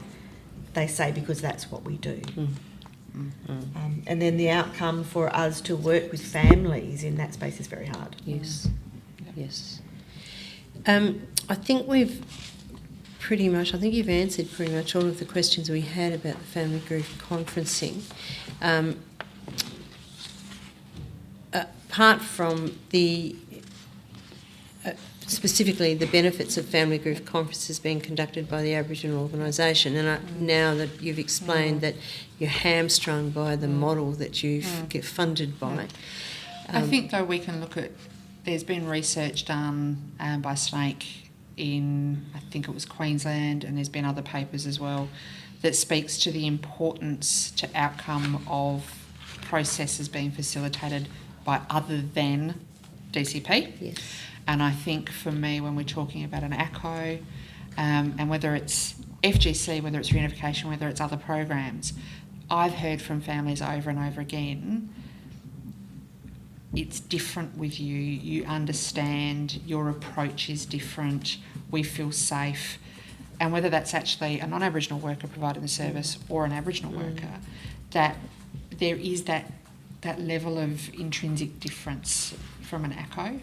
I think, again, as an agency, we believe that there should be multiple options for families. At the moment, it's 2. And it's not even 2 because we're not in all locations. And for me, if we're talking about empowerment, at the very beginning, we're not empowering because there isn't genuine choice. Yeah. So what would need to happen for that to be a possibility for choice for Aboriginal families in this state? A massive increase in funding across the board and an opportunity for more services to enter the space. I think there needs to be continued change and work within the process of the entire journey for families within child protection to actually make this integrated properly, not the bolt-on on the outside. We also need to start exploring alternative entry points, so not just DCP, and at the moment that doesn't exist. And I think, like at the moment, DCP is just commencing the evaluation of the FGC programs in South Australia. It was meant to commence at the beginning of the year. It's been delayed. It's been further delayed because the evaluation body, which is the Australian Centre for Child Protection, has had delays in ethics committee sessions to get approvals. So it was meant to commence at the beginning of the year. It hasn't commenced yet. But I think looking at that, but for me that needs to also go broader, like they're talking about whether it's successful. And I'm going, well, I don't think we can truly be successful when we are still existing in an environment where it's not truly early intervention, where there is not a requirement to offer families referrals to services. Like, there is nothing within DCP that requires them to make a single referral. It talks about active efforts, but there is not the requirement. If you've removed, you must refer a family to a reunification service. They don't have to. No. There isn't the funding for those other support services. So IFS is a perfect example. My IFS staff often participate in family group conferences for families that have been referred into those. But we know that there's massive unmet need for intensive family service referrals. So there are families who are being asked to engage in FGC who don't have any support services around them to help them with their plan. Some families don't need that. Some families within the family have the resources, strengths, ability to make a plan and implement that plan without anyone else, and that would be the ideal. But when we acknowledge the level of transgenerational trauma and complexity that exists for many families, often they do need to be able to draw on other supports. If those supports aren't there, who helps? Sure. Yeah. Thank you. Do you have any questions on those issues? I'm just thinking about the questions about the whole foster care program. We'll get to that in a minute. Yeah. It's nearly 5:02, so I know you have to run. I'm sorry we've kept you late. Can I get... sorry, I'm not sure, Commissioner, that you were part of the discussion. Kate's got to get to a meeting at 12 o'clock that's not... Me too. No, right, okay, good. But I've said that we'll be able to manage another time in the next week or so to cover off on the other items. And it may not be... it may be the CE who attends if he's available on that occasion, and that's fine. Whichever is you determine is the best person to give the evidence about it. If that's all right with you, we'll manage diaries and we'll communicate rather than try to do that today. That's great. It's a good option. Lovely. All right. Thank you so very much for your evidence today.